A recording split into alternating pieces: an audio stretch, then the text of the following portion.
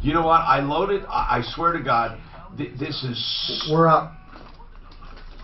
Right now, literally up. No, up on. Okay, lock. Okay, what do I do? Task manager. What's open? Okay, hold on. So let's see. I don't know what I need and what I don't need. Semantic service framework. Geez, that's off in process. Hey guys. Hey. What's up, Kohler guy? How y'all doing today? Oh, hey. Stuff everywhere. I can't see How's the anything. morning treating everybody? Good. Good to hear. And yourself? Tired. Tired. Long weekend, man. That's good. Where'd you go? Anywhere? We worked the Italian festival in Belmar. I hear that's good. I used to go to that. Where is good. it? It's in Belmar. Yeah. I don't even know where Belmar is. I used to go to that, but they had too many All Italians. right, so you remember on, off, mouth right there. Huh.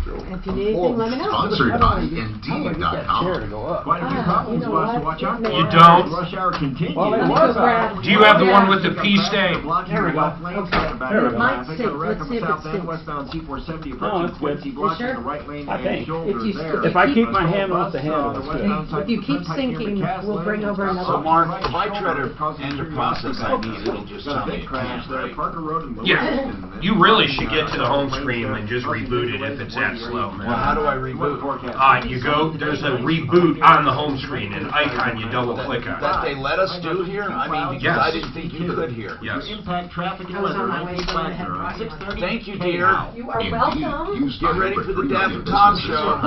where business owners and HR The Tom and professionals Daphne can post show. job openings with screener questions, then sort, review, and communicate with candidates from an online dashboard. Learn more at Indeed.com/hire. That seems to help. Okay, go over to the reboot. Well, I don't know if I have to, because I did a bunch of stuff seems better now. Okay. Because all I'm doing is really Chrome is sucking all your shit up. Well, what do I do about Chrome? Why is it sucking so much? Should I end it or I restart? reboot the damn workstation, man. If it's as slow as you're doing, it probably hasn't been rebooted. Okay, so where do I do it, Mark? Cool. Right over on the Retired truck driver. That's It awesome. says reboot workstation. Where is it? Right there. Help me, bro.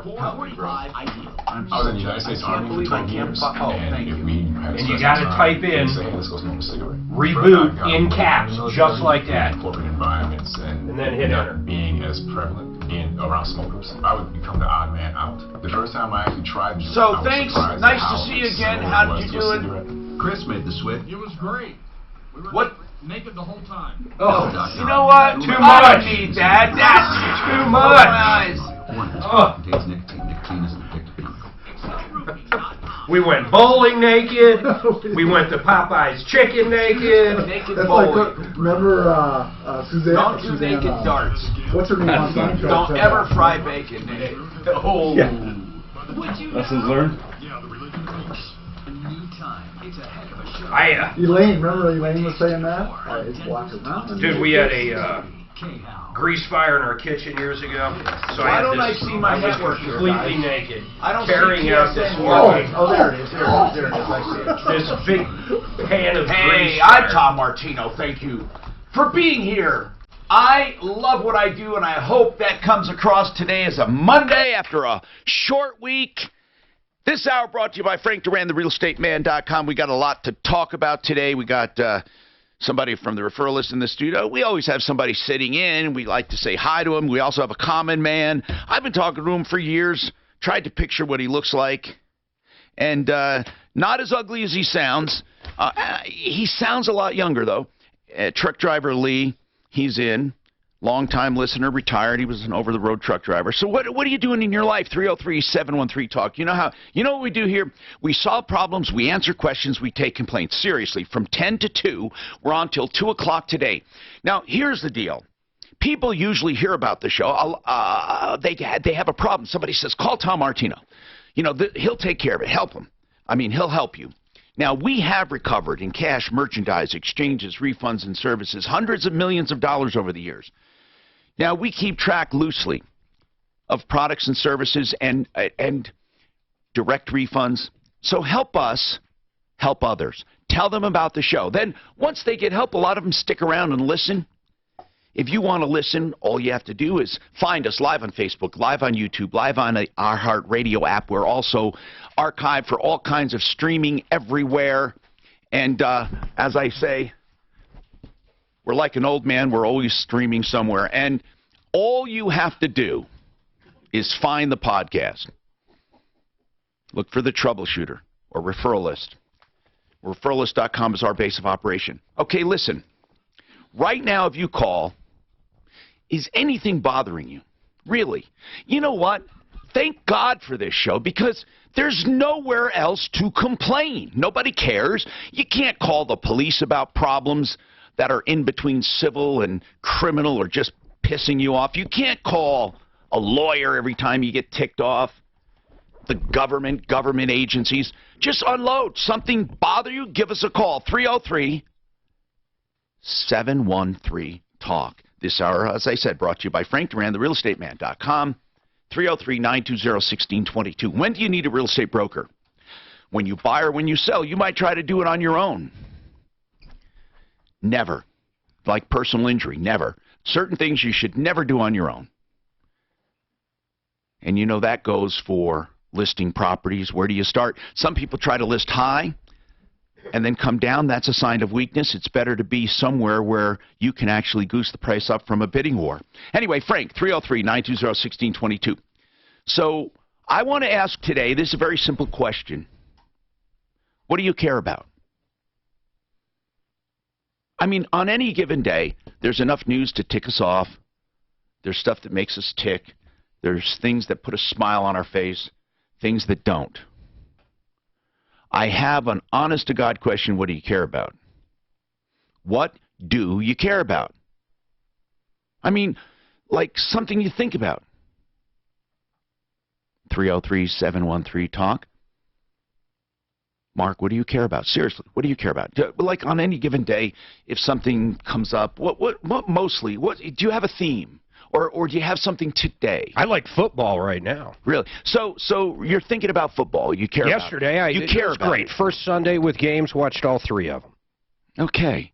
Did you watch any? No, I don't care Broncos play tonight? My I know. goodness. I don't care about football. Now, I like when the Broncos are winning, people are happy. I love following them, but I'm not a real fan.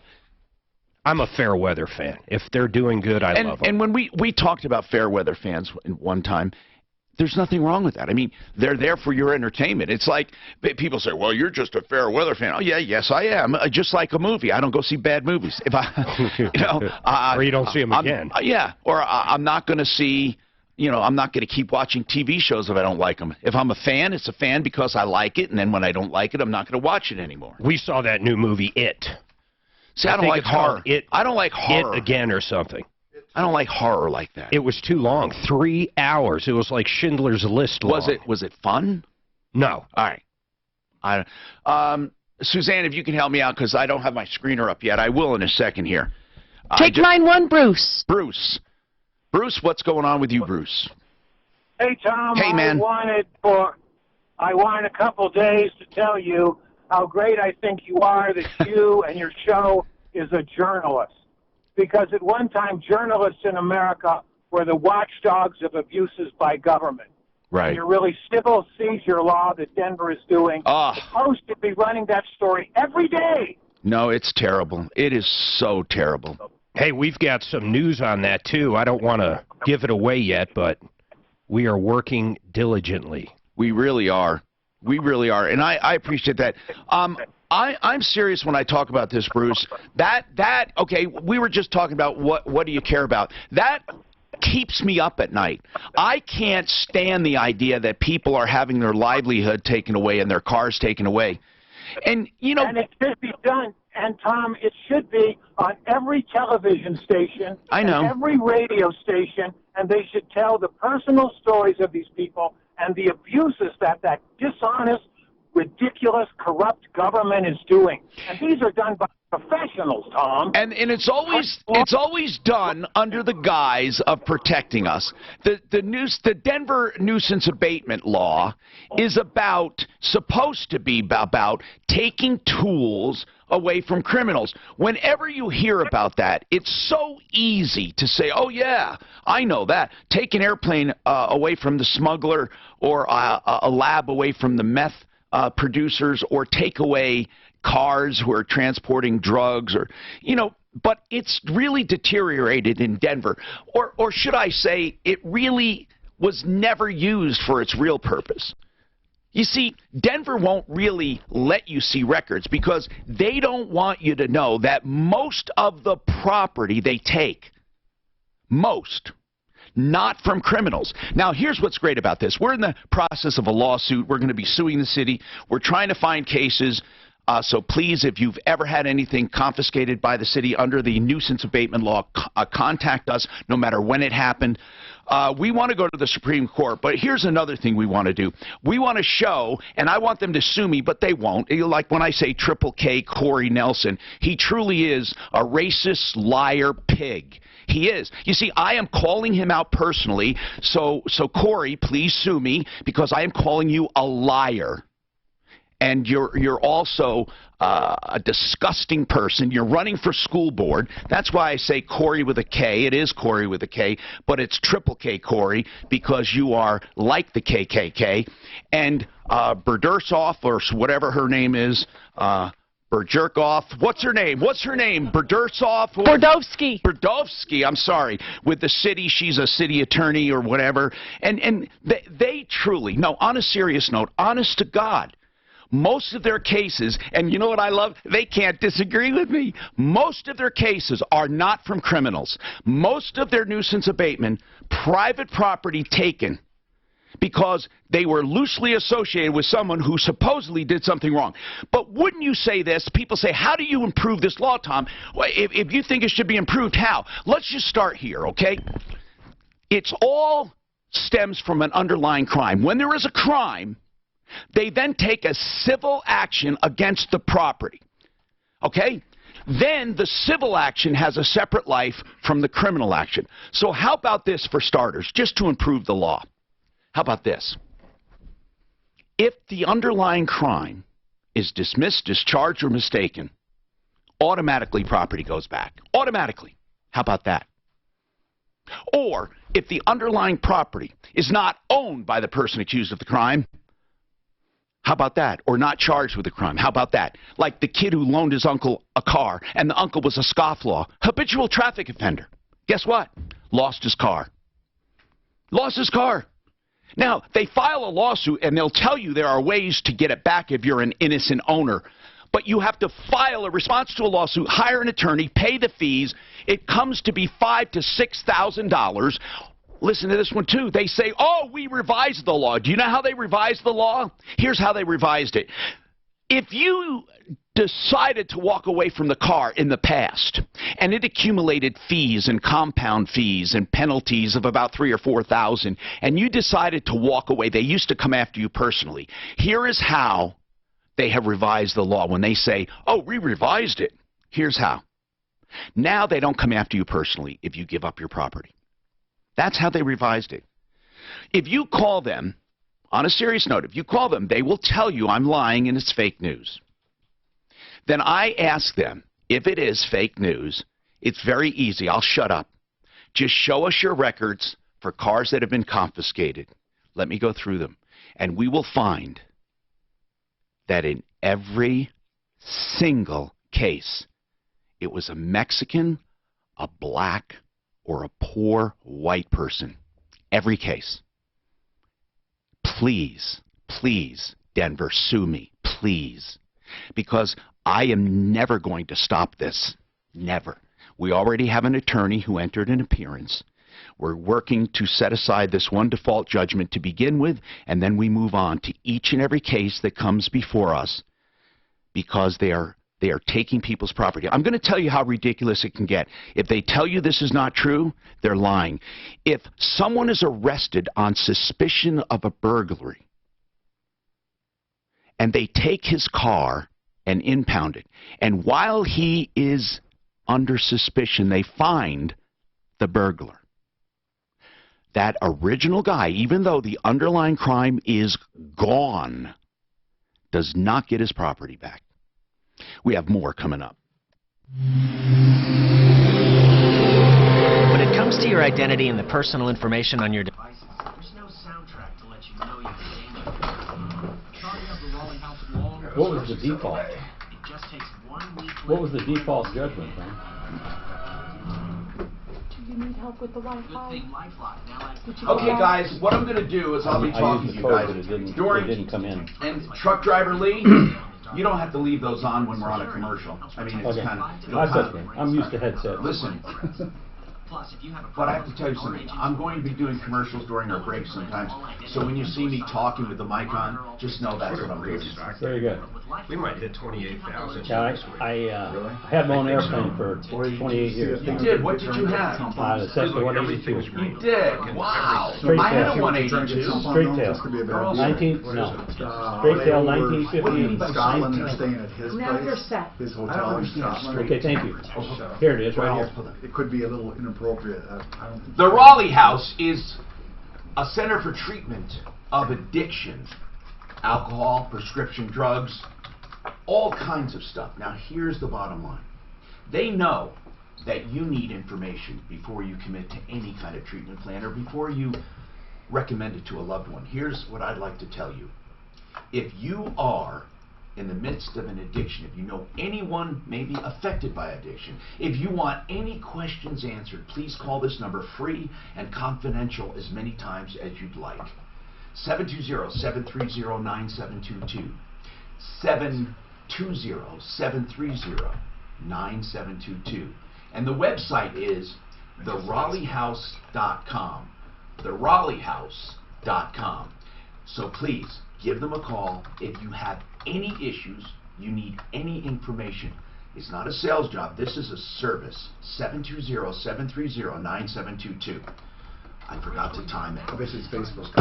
Oh, that's what you mean. Okay, I see. Straight tail, I see 57. what you're saying. Yeah, It's sitting at Centennial Airport right there. I was based there for 25 years. Wow. Arapahoe County to begin with, and then it converted to Very cool. Centennial. That's very cool. So they say So you've been flying a long There's time. some issues. I have. with them, so- Not anymore. What do you mean? Retired. God, I'm that's only flying. down. What? What's dropping NASDAQ? I'm flying radio control model airplanes Everything now, else is up. all the time. NASDAQ. But Dow's way up.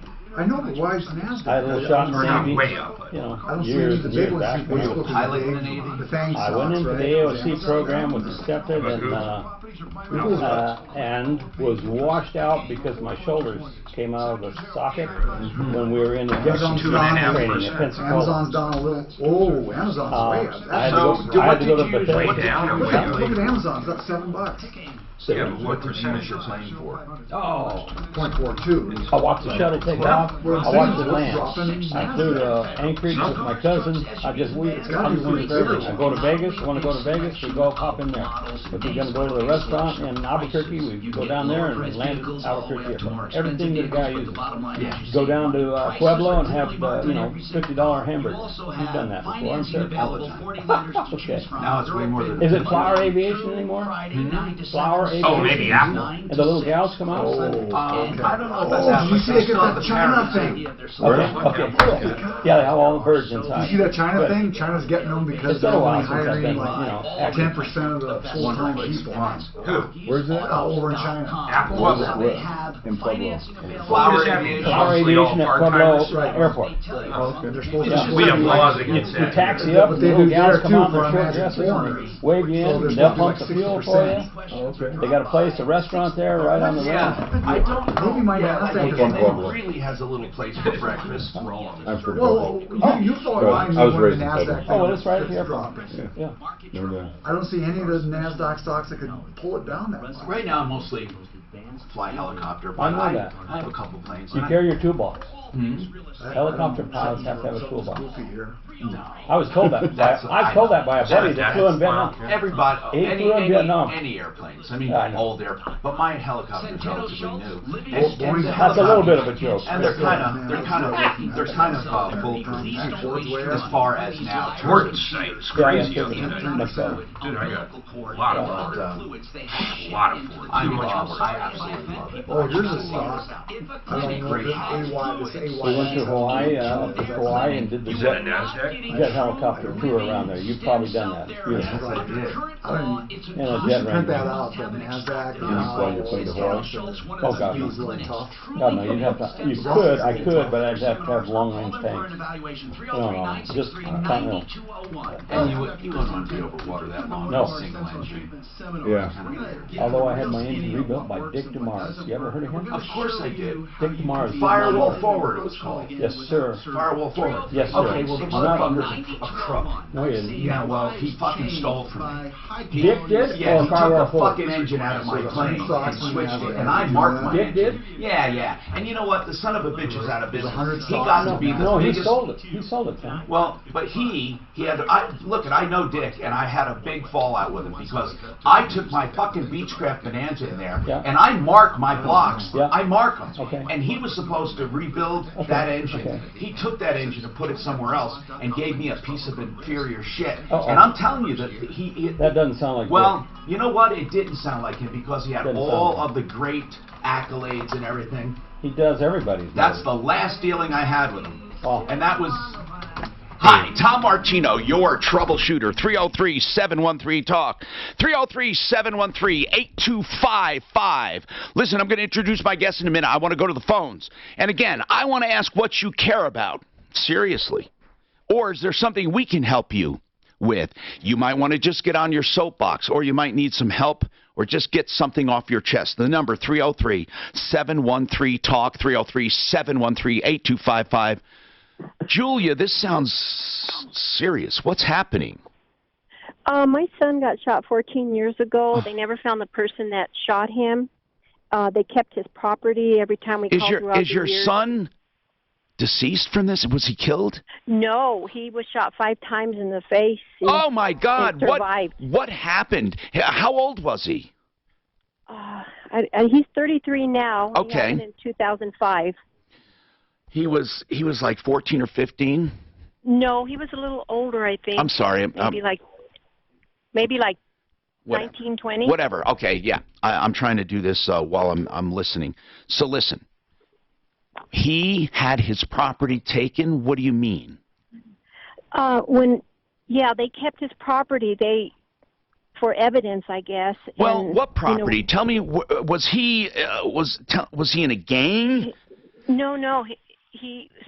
A girl was driving the car. A girl he was seeing. They think it had something to do with an ex-boyfriend, but he might have had somebody do the shooting. They never. So he was driving her car, or she was driving? She was driving, and they came up to the car and they shot in the car, and he pushed her down. He was in the passenger seat. He saw the gun, them pointing at the car. He pushed her down, and he took all the shots in the left side of his face. What kind of a gun? I don't remember. Okay, so he was hospitalized. Obviously, people were arrested. Yes. Is that right? No, they never found the people that did it. So what do you mean property was taken? What was taken at the time? All his jewelry. He had expensive jewelry. Was this the city? And he had cash in his wallet. Yes. Uh-huh. Well, I don't know about that, it's that many years ago, but he tried to get his stuff back after that? Yeah, every time we called throughout the years, they would say they had to hold it for evidence in case they ever caught the people, and it's been 14 years now. Do they still have it logged into evidence? Do you know? Well, you know what? We haven't called for a while, so now that I've been listening to this nuisance law. I understand. The nuisance law. By the way, victims have been victimized further by this nuisance law because if somebody's car was stolen and used in a crime, they would confiscate it. It's a terrible law. Julia, your son, does he have scarring from this? Or, how does someone get shot that many times and not die in the head? That's what the doctor said. They broke his jaw and some teeth came out. He has a bullet lodged in the back of his neck. So, the doctor said... Gracious. Yeah. Oh, my goodness. Wow. Chris, you want to talk about no trespassing? Yes, that's right. What's happening? I call. Yesterday, this is property I own. I live in the city. And I caught a lady walking on my property across the creek, and I said, "You're on private property." Now, what kind of property is this, Chris? Just a private lot? Yeah, I own 2 lots, and one of them is totally treed. And was she just walking on it? Her 2 dogs, and her son. Oh, I see. So a woman with her son and 2 dogs, and you said don't walk here? Yeah. And what did she I've say? been here 20 years. I have a sign that says no trespassing. She said, we're just walking our dogs. Yeah, she probably figured no big deal. And I said, you can't do that. I said, because it's you and then 50 other people. I said, this is private property. So she walked off. I was standing there talking to my neighbor right after that, and I was telling him about what just happened. What size are these lots? Are they big? The one she was on is 1.5 acres. Is this in the city? In the city. Wow. It's Wow. in Colorado Springs on Cheyenne Mountain. Okay, so you have a total of how many acres in the city of Colorado Springs? 2.5. Wow, that's something, man. That's something. So now what? Now what? So you told her to get off. Is there a problem now? So then my neighbor and I are talking. I'm explaining what happened. He did see her. But here she comes back up in about 3 minutes and gets back on the property and starts walking back to where she came from. You know, I wonder about trespassing and how seriously it's taken, or what are your rights, or how, you know, this has come up before, Chris, and just how much can you do? I mean, you can't remove them. That's kind of my question. One time That's a good question, actually. People building, I had 2 young boys building a skate ramp on that land. You know what? That's a good question. That is a really good question. Trespassing. That's a very good topic. Trespassing. When is private trespassing enforced? You know, and how is it enforced? And can you move people? Can you ask them to leave? Do you call police? But do police remove people? This is a private matter. Do they say it's civil? These are all very good questions. Perhaps we should get an attorney to address it. Oh, who would we get? Would Joe Lazara know about trespassing? The only one I know of. Let's try Joe. See if we can get him. He's so busy. Yeah, can you physically move someone if they won't leave? I never thought of that. A squatter, whatever. You know, that's a very good topic, because she has land and she doesn't want it littered. 303-713-TALK. We'll introduce our guest coming up. We have a lot to talk about. And Ben, let me get this straight. Ben, you had your car taken by the city of Denver?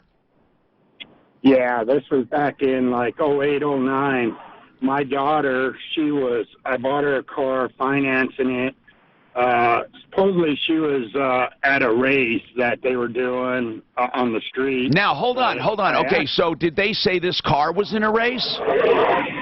They did say that when I talked to the detective. All right, hold on, Ben. Let's take the rest of it right after this. I'm shocked. I'm shocked Denver's only favored by 2.5. What do you mean, for who? Against who? Raiders.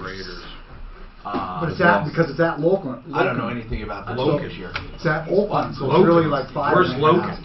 By Oakland. Logan? Okay, I got to get all my spots here. They're going to be in Vegas. I'm so next year, you think? Let's see what's going on. See if Al's can ask Al. He bought tickets, man. He bought rights. Did that lady with the trespassing, did she say that she had fenced and no trespassing signs?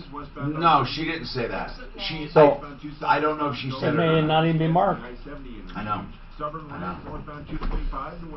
May not. But I'm wondering, though, even if it's marked, I wonder what you can do as an owner. I wonder. That's you have to evict people, I think. You always hear about these farmers come out with a gun. What are they going to shoot? Well, you can call the sheriff. Well, yeah, I guess. You know. But, I mean, you'd be surprised how little law enforcement does. I swear. I mean, unless there's a crime, of course. But it's a good topic. Could you release your dog to bite him? Why not? Your dog could actually. Your property. Your dog could actually get out. Yeah, he could actually get out. Okay. Defend yourself. You can't release a dog just to go after him. Why not? Bites the person. Why can't? Okay, guys, I got a spot coming up. Okay, so Fix It 24/7. Take advantage of this time. Fix It 24/7. Take advantage of this time for getting your furnace checked before the cold comes. Seriously, we are so fortunate to have this. Trust me when I tell you, as soon as the cold comes, there will be so many rip-offs out there. You need Fix It 24/7 now. Don't wait. You are under no pressure whatsoever. Now, if someone told you you need a replacement, call Fix It for a free second opinion. Or for new customers, for $39, they will get your furnace completely clean, checked, adjusted, and ready for winter. And I mean a real cleaning and a real adjustment. And this is a service that is worth so much more. Call them and find out. FixMyHome.com is the website, or call 720-526-3939. Don't wait for the rush. 720-526-3939. Now you could release your dog at him. Because it wouldn't do anything. You know. I got a big German Shepherd, Baron. He'd chase him away. He wouldn't fight him, but he'd chase him away, I guarantee you. My Doberman. Now, did you move he'd get stuff in their into the 4th hour, or is this you did? The Beagle would annoy the shit out of him. You would get up and leave. I'm cool with it. Yeah, there's no You let him problem. whine at you for about 10 minutes, man. You'd be out of there. Digital. He says you can't. Oh, I didn't do it You yet. can't see it if you add it. So I don't know what that means. I don't What do get you to mean? see that. You mean on the sheet Yeah, I made? Antonio Brown, what he did. He put On a the doc? phone call from Gruden, Coach Gruden. On the Google Doc? What he called Okay, it, I'll just add he it. uploaded I'll it add to it. his Facebook. And California's a two-party state. So what's wrong with that? It's a misdemeanor. What did it say? I don't know. The printed one is better. My master must have been talking crap. I didn't listen to it. That's pretty fucked up. He did that though. Yeah. What's that? Tony Brown's not a good guy. Who's he? Great player. Seems like a jag. Oh. Yeah. I don't Great know. player. His, I don't know anything. Receiver, but let me tell you, they love him in New Not that I- England not now. that I They're a really big fan of him. did. I didn't know. Yeah, if you're in New Did he England, play? what's that? Did he play last night? No. No. Yeah, it's I've one all of a game. sudden not He'll care. play I next don't week. care about Okay. Because I was watching to see if they I don't care about pull him. I'm gonna Look, do they it. killed That's just me. Pittsburgh. Oh. I had the As defense. long as they keep doing that and I didn't game, play him. I'm I not just gonna- don't know enough. Right, to yeah. care. I really don't know enough to care. For football? Yeah, I just don't know. College football is great. Truth is, I don't. You know, I'm gonna do a teaser. I agree. College is definitely enjoyable. College football, they're out there playing. Yeah, pro football. I used to watch them, but I don't even do that anymore. But professional I like. yeah. If you watch like the teams from the East Coast, man, they really back their If you run a teams. small business, every penny counts. So saving up to 30% on your workers' comp insurance is a big deal. That's why you need a workers' comp. It's one of those ones that's absolutely better on TV than in live football. Yeah. Workers' comp insurance. I agree with that 100%. What's On that? TV. Well, you never can get. Rather Yeah, watch you the can't game get the on view TV. live. You can't Where are get you the going to view. There's Unless you're down on the assholes sideline. around. There's. Simply go to pieInsurance.com. Yeah. All right. be? I love Here's a playing question, football. who are the Played worst football fans? through high school. Loved it. In the Make NFL. workers' comp Yeah. Raiders. No, Browns. And what Why about Browns? college? You talked to You when weren't Pittsburgh good enough, came here or and didn't played want to do it, or what? I showed up at Broncos like Mesa about College where I 10 years first ago. did my 2 Yeah. You years guys of said, college. "God, you guys are really Graduated from nice." UNC You later. were at I walked into Cleveland. the locker room There was fights downstairs. everywhere. I smelled it. Raiders I are bad, somebody not from like jockey Cleveland. So wrapped I used to do and I turned around and sideline walked out security there for the and Chargers. But I mainly LA did that is because down I'd there already still, ripped my you know, arms out of the the socket. Oh, okay. And those LA fans, I mean, they were. Were they playing the Coliseum down then? Yeah. And I put yeah. them back well, in no, the but game. San Diego used to But play yeah, I was, Jack you know, Murphy. physically I wasn't what I And was. when they would come, when the Raiders would come into town, even in college, so I from knew LA, I'd get killed. they were just terrible. Oh no, they're bad. They're bad. I mean, they would. I mean, they'd get in fights. My arms with are still guns. shot. I mean, My wife keeps telling me I this need was to go 25 get years Can you ago. imagine how it is in Oakland? They're going to. When Oh, they're you know there? what they're going to do? They're going to replace That's it. the home of the You know? scum. I went to a game in Oakland. I don't know if I want to go through that right now. And What, a concert? yeah, I mean, it was kind of eerie in there. I mean, just being in that area. Well, they'd probably be better than what I got now. No, It's a different area. You've You know, been there. every operation. I haven't been in Oakland, but been Whatever you in do. San I Francisco. know I've but heard like you say, talk I about could the, imagine you know, there's, the, yeah, but San Francisco's actually pretty nice. But Steroid or I think whatever all it the, is. it's just one of those bad areas. People mine are long in enough this gone to where that wouldn't help. From I saw. It's kind of funny when they went to LA when they were at the Coliseum. That's a bad area. Right. They like to I haven't had gravitate them- towards I haven't bad had areas. some And always going to professional Vegas. Definitely. They'll turn Vegas bad. Probably should. Yeah. My wife says I should, but I just haven't done it. Worse. I think that's the worst, best move. Hi, Tom Martino here. 303-713-TALK, 713-8255. Okay, so our guest today, Nick Fox. Remember Meet the Falkers? Well, he's not a Falker. He's a Falk. Nick Falk is with Renew Home Innovations. Hey, Nick, and porcelain. I walked into a porcelain bathroom one time, and I said, what the hell is this, heaven? I mean, it's like, what? And harps and everything. I did not know they make sheets of porcelain to put on walls. It's absolutely amazing. Is it beautiful or what? Yeah, absolutely. And I didn't know they come in different. You think of porcelain as white. I like white, by the way. So, do you do a lot of all porcelain bathrooms? I imagine in the next 5 to 10 years, it'll probably be one of the primary products or even in and the it's market. Real porcelain, right? 100%. Veneered, is it veneered on that sheet? Anyway, Nick runs RenewHomeInnovations.com. Their real specialty, showers. I mean, I think showers are important. I can't stand buying a home or a condo or renting. Through the years, the one thing I hated or loved was a shower. And first of all, me personally, there's not a shower door alive I liked, ever. I mean, it was so difficult not to leak from the bottom. Do you ever have that, Suzanne, where it's just such a pain? Yep. I like the new styles with no showers. I mean, no doors. I love that. The flat walk-ins are cool. That doesn't bother me so much, but those flat ones. And then there's perimeter drains. I love those. Yes. They look really cool. You That's do how all you of get that? past it. You do all of that? 100%, yeah. You do a setup with a nice linear drain, and so you have plenty of opportunity for the water not to come out. And but it just looks cleaner. Everything looks clean. Looks incredible. Anyway, 303-713-TALK, RenewHomeInnovations.com. And then we have a common man in. I'll introduce in a second here somebody who calls in quite a bit. But I need to get to the phones. And this thing with Chris, it's a good question. Ben, we didn't forget about you in your car. I really want to talk about that. With Chris, we're trying to get an attorney or someone who can just talk about this in general. What do you do? I mean, first of all, do you have a no trespassing sign, Chris? Yes. Is it fenced? I've been here 20 years. I've had signs, the ones that are into the ground, they have kicked over, flattened. Is it fenced?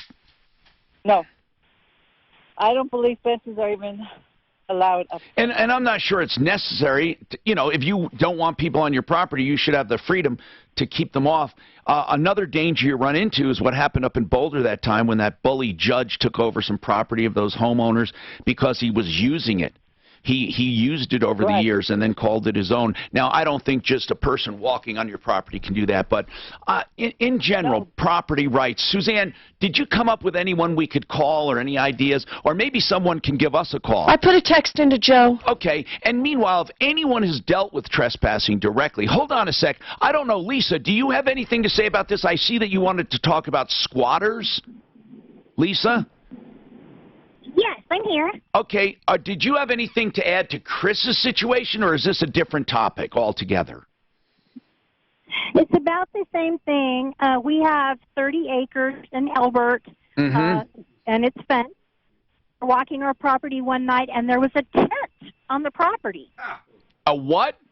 A tent? A tent. Yes. How long had it been there? We don't know. We opened up the tent. There wasn't anything in it. We called the sheriff. He couldn't come out at the time. Are you required to have a no trespassing sign? How many of them? A lock on your gate? I'd like to tell you I know, but I really don't know the intricacies. I don't. And I'd like to find out, Lisa. And Chris, have you ever looked into that? Chris, you're on with Lisa. Did you ever look into how many signs or what the rule is? No. No.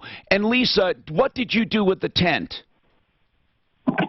We kept the tent and we washed it, and so now we have a brand new shiny tent. It was a very nice tent. No one ever came to claim it? No one ever came to claim it?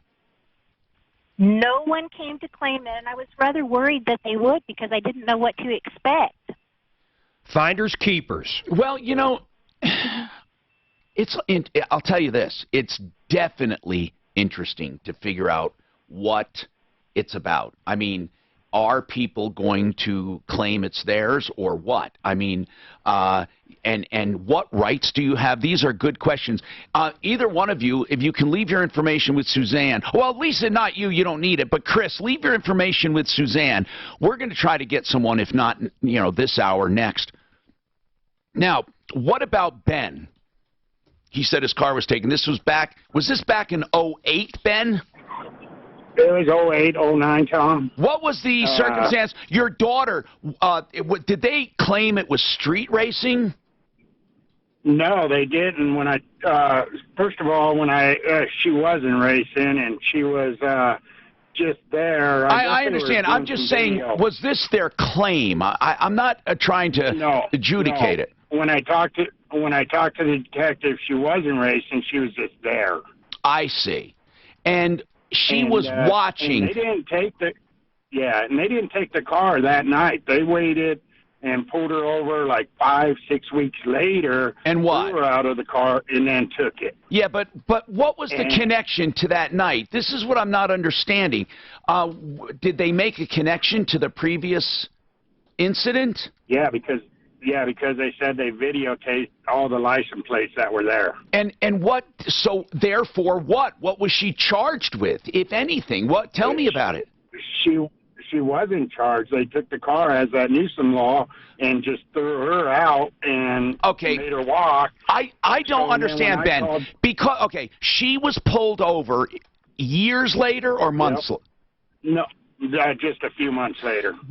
And they somehow had a record of her. But why didn't they do something the night of? The night of that race, was she questioned? Nope, nothing. Well, did she get in her car and take off?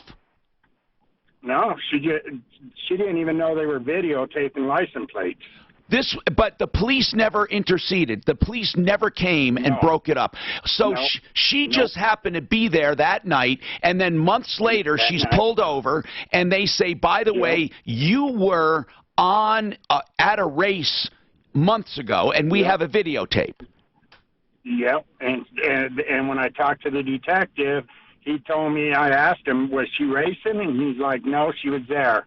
I'm like, all right, what's the charge? What was the charge? No charge. No, the charge was that she was there on watching a race. Come on, man. That sounds ridiculous. Yeah, I'm dead serious.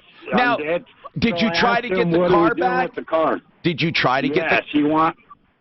Yep, and he wanted a ridiculous price. It was up around $2,500 to $3,000. I told him I couldn't afford it. So I called the bank because I was financing it. It was under my name. And so the bank ended up having to go get it, but they would never give me the car back. So the bank ended up charging me an outrageous price to sell the car. It was just a mess. Do you have a case number? Do you have any of the records at all? I can get them. I'm sure they still have them down there. I want you to get them. As ridiculous as this sounds, Ben, I believe you. Because the city of Denver, I know, when I watch movies and stuff, and I see people going after the establishment, and you think, yeah, that's in a movie, but it doesn't really happen. And you think, real lying and cheating and cover-up doesn't really happen. But it does. We have a whore-loving mayor who is a liar and a cheater. He cheated on his wife. He harasses workers. He's hired prostitutes. The man is a piece of scum. Now, I used to think more of him until I started looking into this. I thought people were crazy when they talked about government conspiracies. The city of Denver, I don't know how deep it goes, but they know this makes them money. And in fact, they stopped tallying what it makes on purpose, so when someone asks what is the total from your program, your nuisance abatement, they say we don't know, because they no longer tally. And they used to, right up until the time Westward published an article, and then Fox 31 asked for the information for a following year, and they say, oh, we don't keep those numbers. We are really in a city Yeah, immoral is the only word I know. My God, it is unbelievable to me. Please stick around for more. Now, Impact Traffic. This report is sponsored by Denver Trial Who's Lawyers. Impact Traffic, Mark? Did we change or something or what? K&H Home Law. You know, I gotta ask. I don't know. I've never heard of that. What the hell is Impact Traffic? Well, that's what we're doing right now. Impact Traffic is what they say. That's what they call it, Impact Traffic. They're making an impact. What did K&H say it was doing? The $1 install. Okay. And of course, there's that stubborn ramp northbound 225 to westbound I-70 as well. The weather forecast going to be sunny today with a high near 86 tonight, mostly clear overnight. I want K&H live all the time for this because Can they're I see your show notes? I'll put that on the sheet. I'll show you. 630 K-How. The personal injury attorneys at Oh, I Denver do have it Trial on Lawyers there. Never fight mind. for the success of each case. While other firms And I rely added an solely on hour personal there. injury claims And I don't care. I love your to move on printed to the sheets next too, case, but that's a Denver good Trial backup Lawyers to fights have. for the success of each individual client. Visit DenverTrialLawyers.com. There's the dates are there. Yep. So K&H has this special. We talked about it before, and it's good for this month. They extended it because it was such an incredible offer. And it's a real deal. So I need to tell you, it's a real deal. They're not marking any prices up to make up for it. Had you purchased windows a few years ago, you'd buy your windows, right? And then you pay for installation. It's all in the price. Well, right now, you're only paying for the windows plus $1 for each window installation. Now, if this was a phony baloney company, you'd say, oh, it's all the same. They just, they're just making their money somewhere. No, they are truly selling you the windows for the regular discounted, wonderful price and adding $1 per window for the installation. It is a real deal. It is true blue from K&H Home Solutions, a company I've known since I've been in Denver. Call them, 303-421-7100, or make your own appointment, khwindows.com, no obligation, khwindows.com, this month only. Well, in 8/16, she emailed, I was on the week before. So it's Trina. I know you'll remember this. It was the Veterans Roofing. Remember, it was the veterans sold to the non-veteran, but they were still keeping their veteran. Oh, yes. Actually, I think they're okay. Didn't we deem her crazy? Because she's back on. Yes, I thought we they deemed her crazy, therefore. Because there was we deem you sold to... Yes, yes. But what's her deal? Because I know we deemed her crazy, and she wants to come back on the show. Suzanne, we went over the... Mark and I Troubleshooter crazy, not like we went over the legally endorsement crazy. sheet, Mark and I said, yup, she left that out, yup, she did. I did. I left some out. No, I was saying that. Then it would always everything would show up eventually. Oh, there you is were one- trying to find an error in my No, we were work. laughing about it, and I said never. But there is one though. Kimmer we thought was off, but then it was yeah. Right, because he's personal. Yeah. He's not he's personal. That's right. Inventory. I knew that was way down there. Yep. He has, actually, he's not. Wow, Dan, No, what did but you he have to knows eat that. that He day? is I on just the want to show, know. and You ate he's dirt one of that those, day? you know, Okay. So just like So that's where I should put this him is from show, now on, put him this is under the call in, personal this is injury. elimination. Now you're Okay. I'm saying it's Should I move all the other ones like She that emailed under there? on 8/16 saying What are you trying I to was say? on the I show call last it week, in-house. so It before doesn't necessarily 8/16. in-house inventory. But we did deem her crazy. So Is it Trina or does she have another name? she might have gone by another You get name. special rates. Yeah, but he actually has him. I remember. I can't remember what we did or what was the actual issue. I know one of the issues was that he wasn't a veteran. It doesn't have to be that. Some Yes, of them are and I built know in Tom inventory, some left of them her aren't. pissed. If I have it, I have it. If I don't, I don't. There's nothing I can do. I'm just going to redo the call. Let Tom call her crazy again. I'm not getting it out of here. Oh, okay, sorry about that, Nick. Let me help you with that. Oh, Okay. you made... So, we gotta go here. This is, okay. All aspects of your care in one safe location without the need to refer you out from doctor to doctor to doctor. Why is it If that you don't feel dentists? safe at my office, it's the last place Why you'll have is to it visit that dentists for honest and excellent don't have dental really care. good We can solve your results problems no matter advertising how in complex general? they are. In Call my general, office today to This is set up no a internet. free Is it Other because ones. people There it is. they either have their dentist or they don't? Right? I don't even know why this is up. It's dead. She doesn't even I don't know. Oh! Sometimes. Does Yeah, well. this is a It's new one. hard to get people to change that. That one, but it's not all the time. It is. We've been putting got people it? at... That would be quite an It's sometimes with the advertising TSM campaign. is the one we use. That's That's what ours. I've been logging our guests into. TSM from now on? Yeah. Okay, but that's ours. Yes, I know. Like Okay. Nick and I Lee, think I Gotcha. because they can't do either. That's why we don't want to put it up here. And he's Don't put ours downtown. on. Oh, Right, that's can use well, it for them. Well, Just wait, our own hold- guests? Back it up. Yeah, no, we're Downtown's full of people working there all Why? day, and they because need this to make back money shit today. shit. I got one lawyer that's How does that affect me? You're already connected. Because they want to be on Wi-Fi. How does that I got a good affect? parking place. Oh, it's There's not no connected law. to this. So, yeah, That's there all you I'm saying. Let me know if you need anything else. you Just did. wait. Okay, so you know what? Why don't we just do this?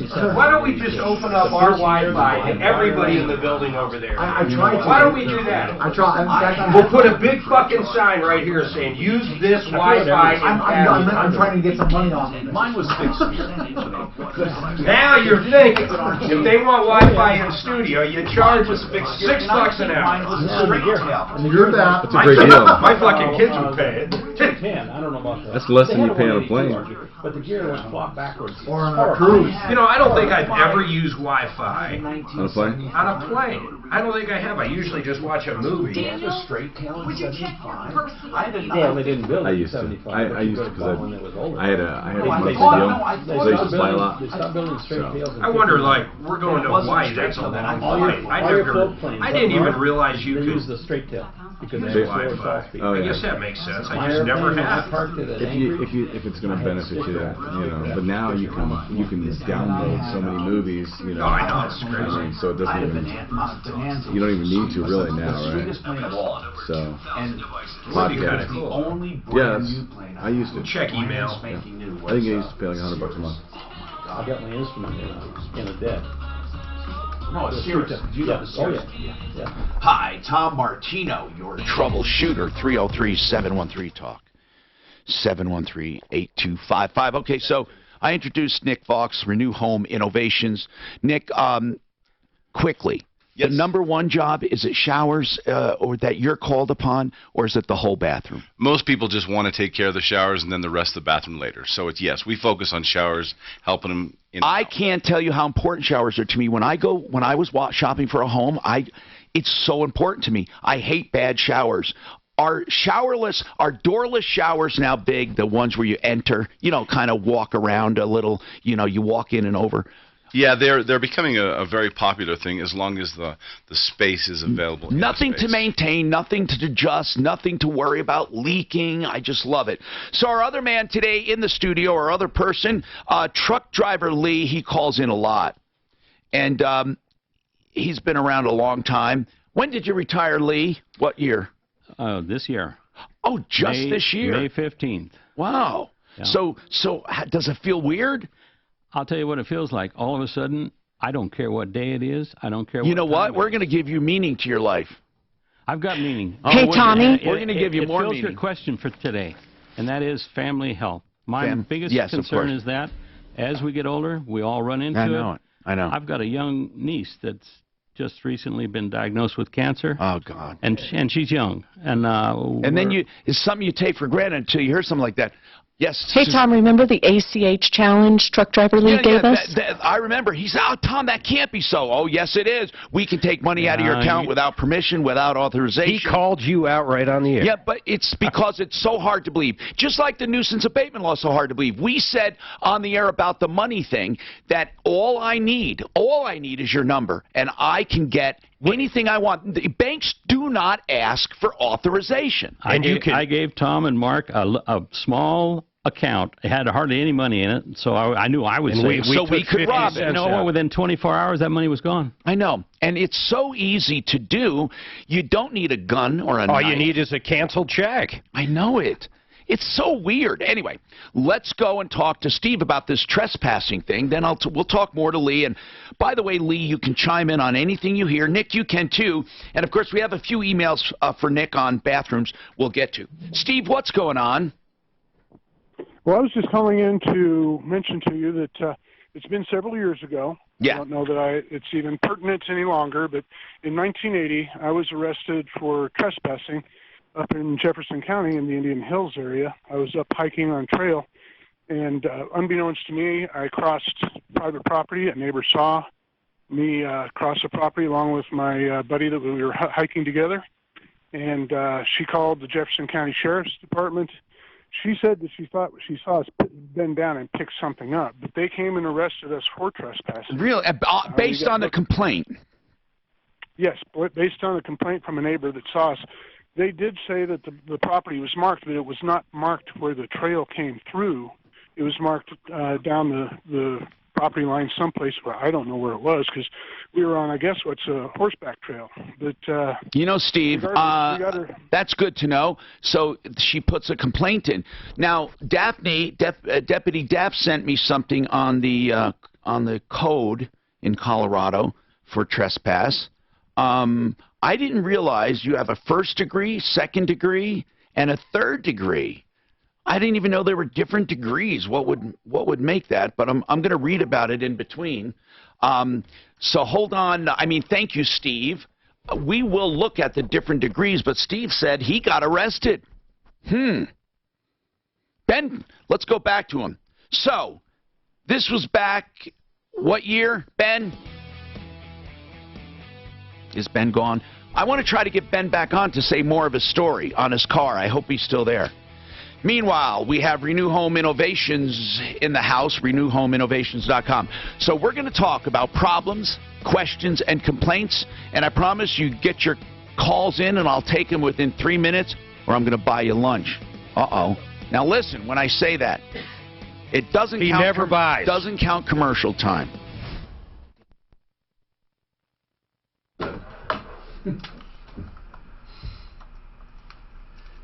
Colorado Revised Statute, Title 18. Right. Did you silence your phone, by the way?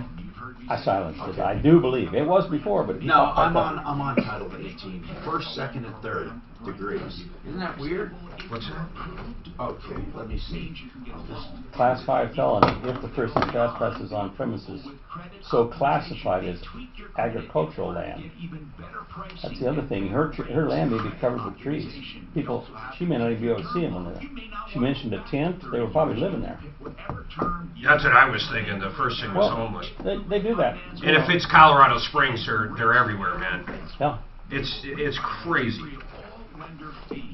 Well, it's that way a lot of places. Yeah, California's so bad. They've got like poop patrol now, which is just crazy to think about that. If you see, they have an app you literally download now. The city. And you basically say where the poop is on the street, and they'll come out and pick it up eventually. It's the crazy. Can you imagine they got? Yeah, in L.A. They were bragging about this app. I couldn't believe it. I'll bet they don't have a pothole app. You know, they need a pothole app. They probably don't have a pothole. They have homeless in Disneyland? Yeah, they have homeless camps right next to it. Right over great for cool. kids. It's cool. It's good. It's a whole new experience. Somebody should take the app and say the poop. It's in the mayor's office. It's sitting on his chair. Yeah, it's funny. President Trump is under fire for planning a secret meeting with the Taliban at Camp David before abruptly calling it off. But some people say it's not bad. It's just certain areas where it's. More than anyone else, they say this will lead to more American deaths. There 14,000 U.S. troops remain in Afghanistan right now. President Trump has long advocated to get America out of it. So what kind of a trade you got on today, Mark? Nothing today. No. Ford has been just killing it today. I was watching your stand here. It's really cool. It's very stable. Yeah, it's good. I like it. This little desk stand. Where'd you get it? My wife got it for me. I think she ordered it. You know, Amazon brought it to the front porch. Amazon just dropped it on the front porch. And yeah, is that an iPhone? Yeah. That's the iPhone Max. I have the 10. And it's got a battery. It's got an auxiliary battery, 7,000 milliamp. Where is it? In the case? In the case. Oh, plus, now this you put on the case, right? Yeah, that's just to hold a credit card. Right. So where do you get this case? I got burned. I was in Vegas and I was walking down one of the hallways. You know how they have little shops and they're selling everything. The guy had them there. Oh, that's the problem. I got burned. I mean, you can buy a good one for no more than $80, $90. Oh, what is this button though? That's how you turn it on and off. You can actually turn. How does that turn? Oh, because of this. Oh, it actually gives you a little. Oh, it gives you 2 days. Oh yeah. And where do you charge? You charge it like your regular iPhone? You plug it in and it. Yeah. That is very cool. Oh, you haven't seen those? No, I want to get one. I need Smokey's to look had 'em at for them years. and make again. Just don't. Well, yeah, you might be able to get that. They just the Look only it up. downside to it is it makes your Look phone it up. so Look much it up bigger. on Amazon, And heavy. and you'll see Yeah, it. but you know what? When do I On an airplane, when do I though. care about size of this phone? I mean, you know, I mean, The it's one, like the one difference with this one is it's 7,000 milliamp. This has got it's not lithium polymer, it's titanium base. Yeah, you probably The got chemicals. 5 days. I don't know. I never pushed it that far, but you know. But they really burnt me on the price. They caught me. They saw me coming. What is it? Your brother? no. I always do that. Oh. Hello, I'm here. Yes, yes you are. Thank you.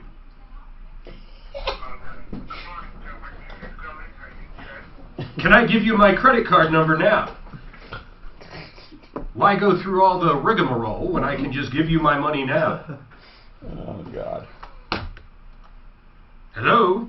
Hello? Those robocalls are getting out of hand. One of them got him so much one time. Yes, hello, hello, hello.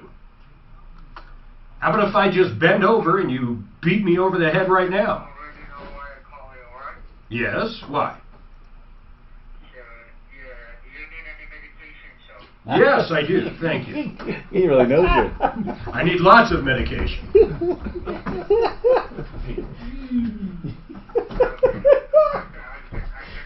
That little blue pill, eh? Oh, shoot. Is that real life? Is he on? Oh, you guys have too much fun here.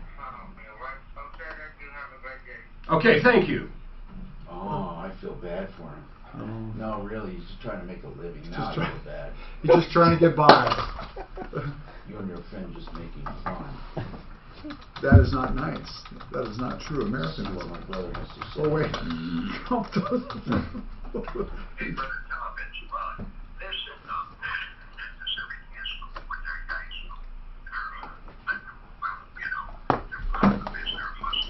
I can't wait for my garage to be done. No charge. Okay. Everything is good. Oh, so you can turn it on. Yeah, let's So play you today. don't need to keep Okay, it good. on. No. That's why it's. I don't have to play it right away if you got it. And this new Need to Max, help with Suzanne I there and wouldn't stuff. want But No, we already did it. Oh, okay. Yeah, what is that? You I like playing DX, Mondays right? actually. Although Well, I'm plus always- it'll give you a couple days to rest for That's Ross. what it's I don't know what that is. I think I have. I mean, I have the iPhone X, well, right? The X.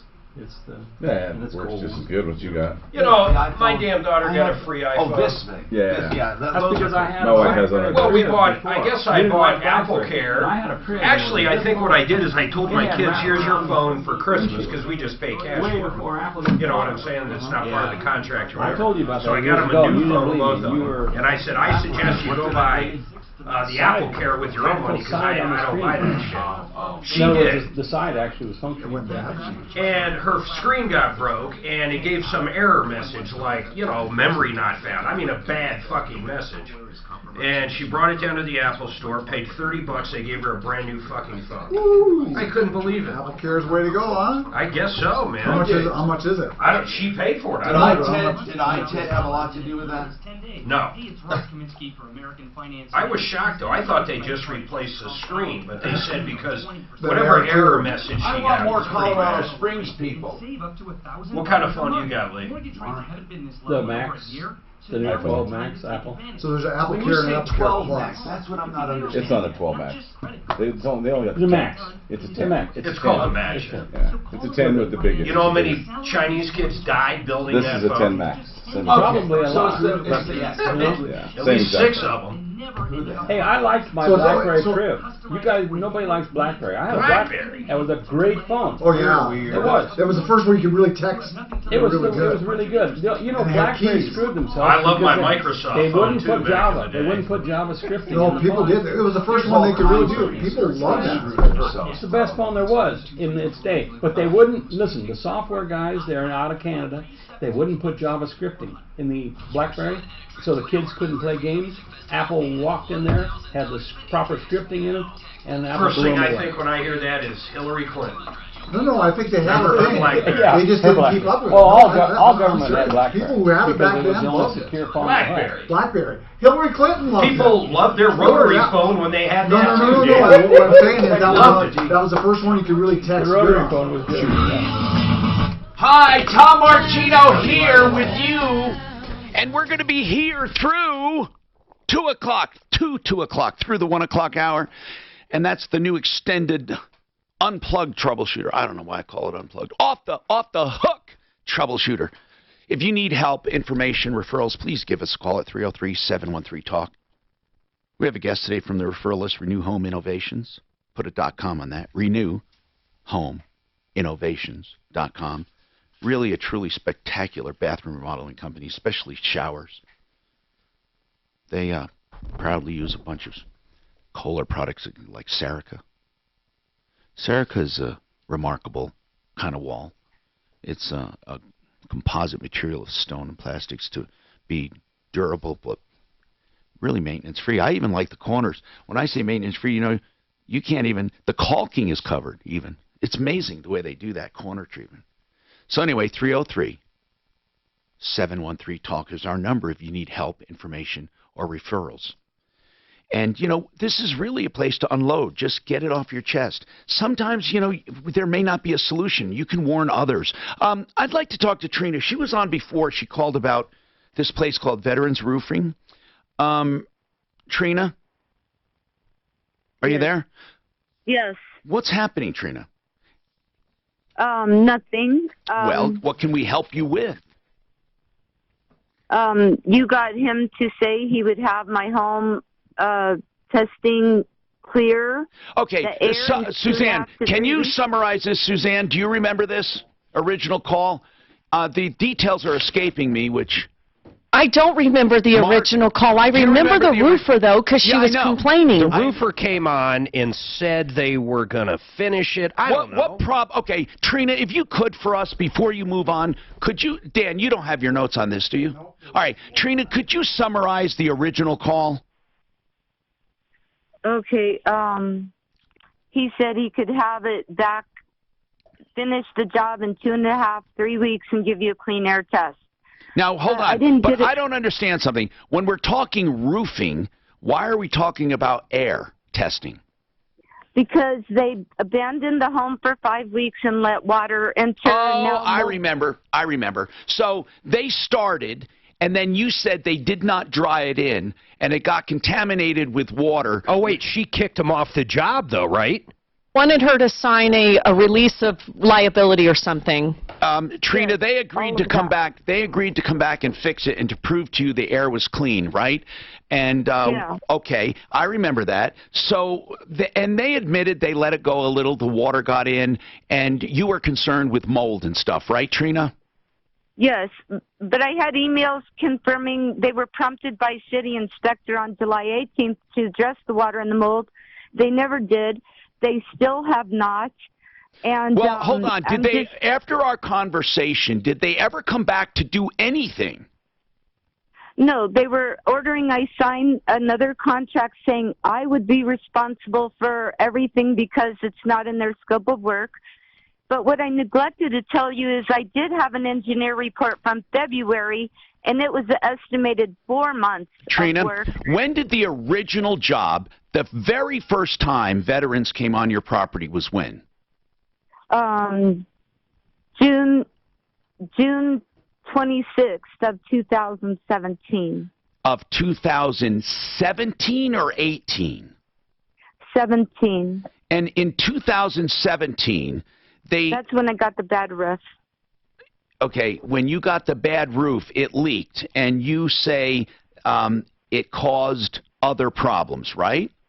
Yes, they never got the final inspection. And I get it. So after in June, you got mold and bad stuff. When did they come back? When was the very next time they came back from June?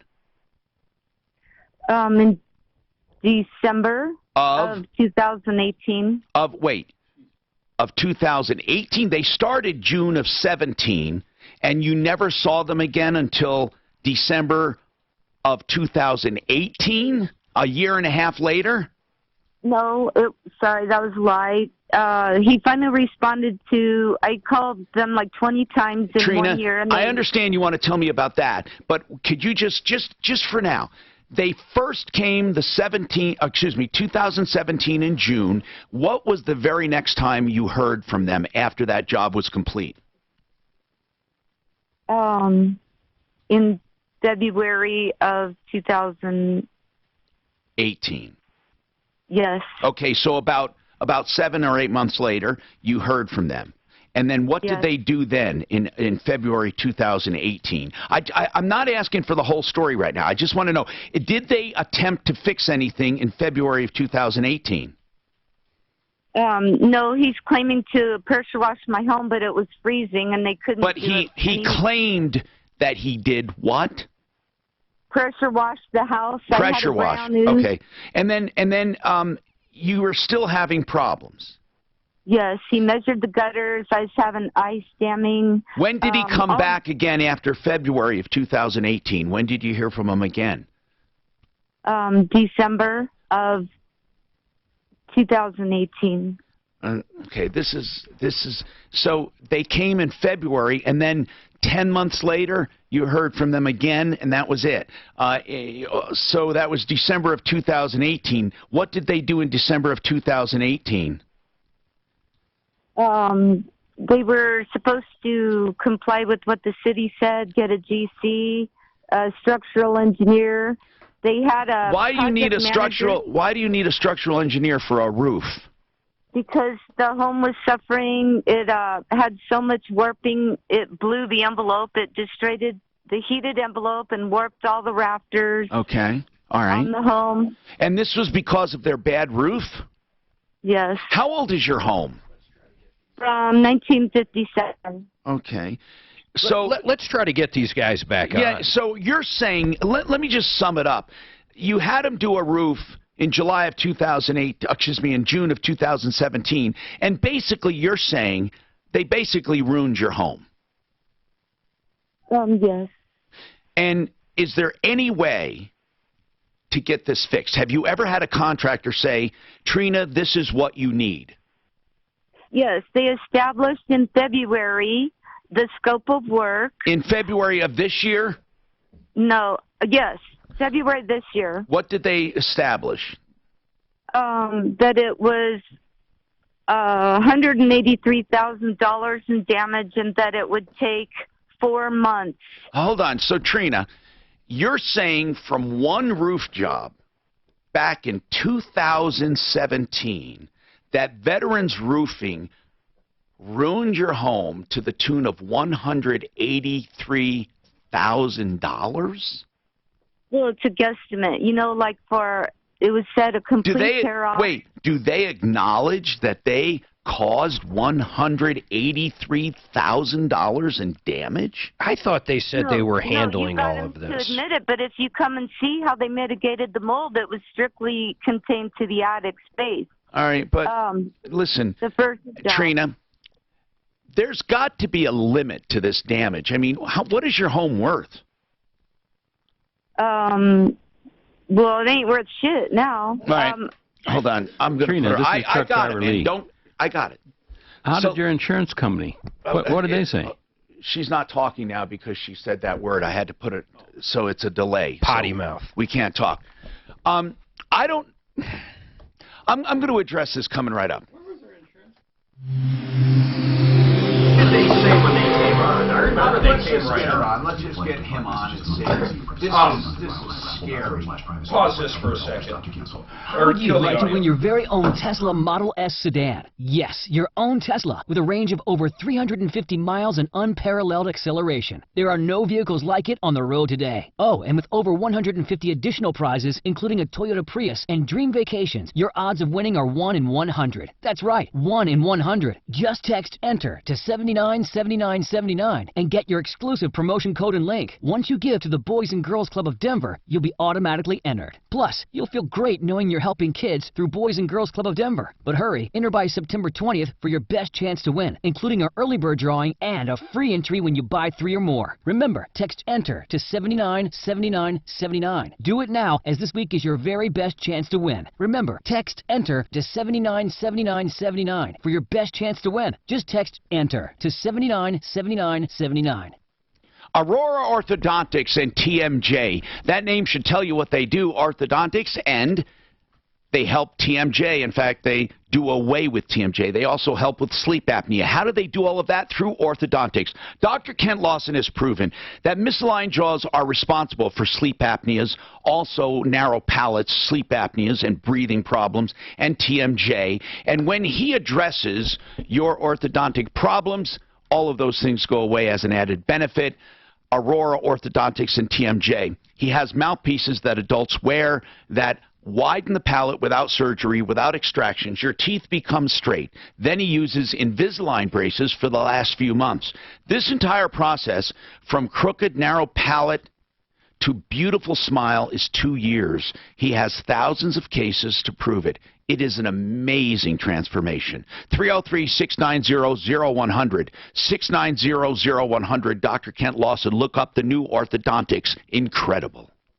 With rates going down, now is the time to stop paying all that unnecessary interest. Take AIM, Affordable Interest Mortgage, 720-895-0500. We have shown hundreds of our clients how to pay less interest to the bank and own their home faster without changing their spending habits. Want to see how? Attend our next seminar September 17th at 6:30 p.m. Call 720-895-0500 or go to aimortgage.com/events to attend the Memory Lane Museum with 10,000 square feet of classic cars, old-fashioned diner where we serve you dinner and ice cream sundaes. There's an Elvis Presley motorcycle, bumper cars, train sets, and much more. We offer loans from $100,000 to over $1 million. Same rate. Second homes, investment properties, or primary residence. Quit overpaying interest. Take AIM, Affordable Interest Mortgage. 720-895-0500 or go to aimortgage.com/events to reserve your seat September 17th at 6:30 p.m. at the Memory Lane Museum. Join us for dinner and more. Take AIM. 720-895-0500. And LS 298-191, regular door, equal credit lender. Staples is more than a place you go to make coffee. It's where a conversation with an associate sparked the idea for my business card to double as a coupon. And it's where I go to reach potential customers with custom postcards. This guy says, that's New York. You need one postal sign every 660 feet for trespassing. You receive 20% off your next That's New York. Staples for your business printing and beyond. Okay, so this hour, I tell you, man, I went out to the Art of Granite and I met Mitch. I love this story about Mitch. He's just with $300 in his pocket. He starts working in granite and decides to have his own place. But he does it a different way, okay? He's not a giant depot. Art of Granite fabricates beautiful countertops and supplies cabinets direct from the manufacturer. They are a direct importer of granite. I just wanted to know if you wanted him to come in at 1 o'clock because he's 4 minutes away, or just with artistic edges, backdrops, and they also if he pops in, it's only just because he wants to. I don't need it, and certainly I'm not going to talk to him over. It doesn't mean I'm going to, spend the hour on it. I suspect. But I don't mind if he drops. If he wants to, he can. But I mean, if he just wants to, sure. But You sounded like you did. Yeah, but tell him that, by all means, we can't promise we're going to give it any more attention than if it was on the phone. Right. In other words, I'll try to talk to him. Just it's whatever he needs. I want to help him out. Yeah. If he wants to stop by. Oh, it sounds like, it really sounds like right up our alley.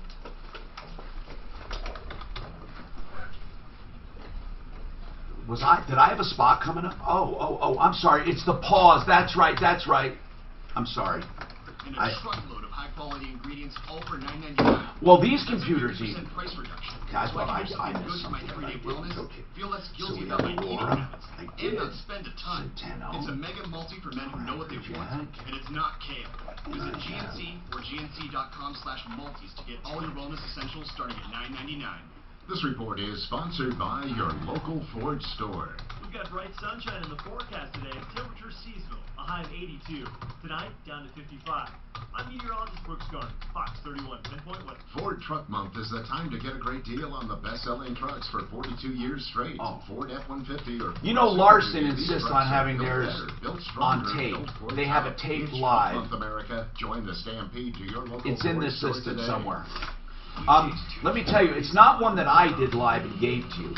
It's one that, it's the way they do it. They do a 60 pre-recorded for me. Now, I don't mind doing it live. I'm fine.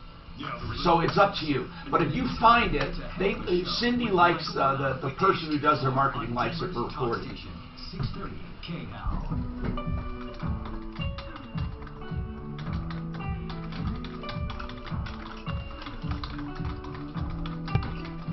Hi, Tom Martino here, 303-713-TALK, 303-713-8255.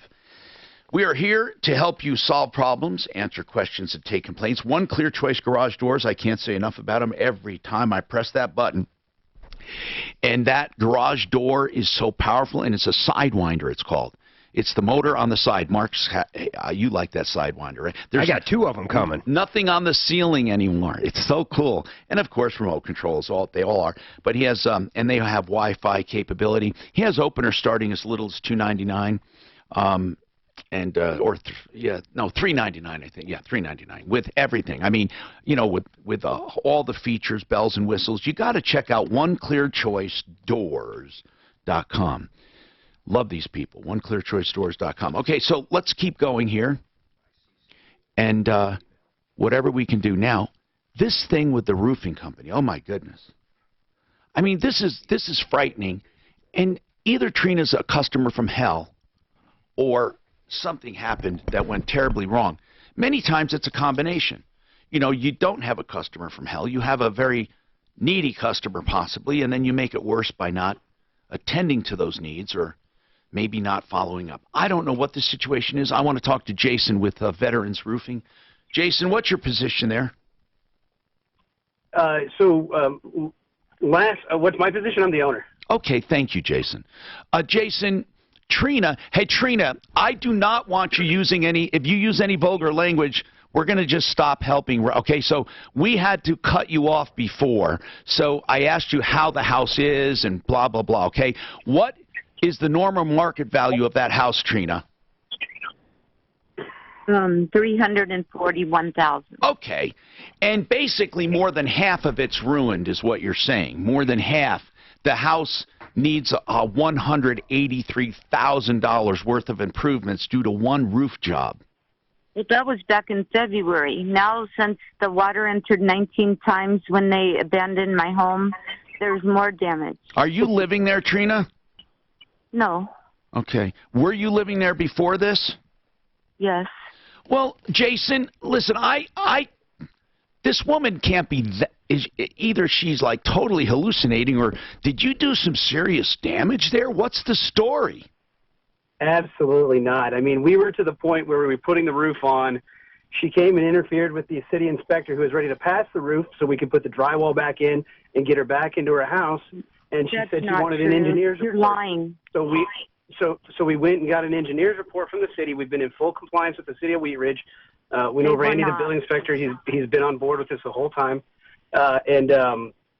She decided that she decided that after the engineer's report, which declared her home safe, that it wasn't valid, and she wanted another engineer's report. What's this $183,000? Are you, Jason? Are you saying right now?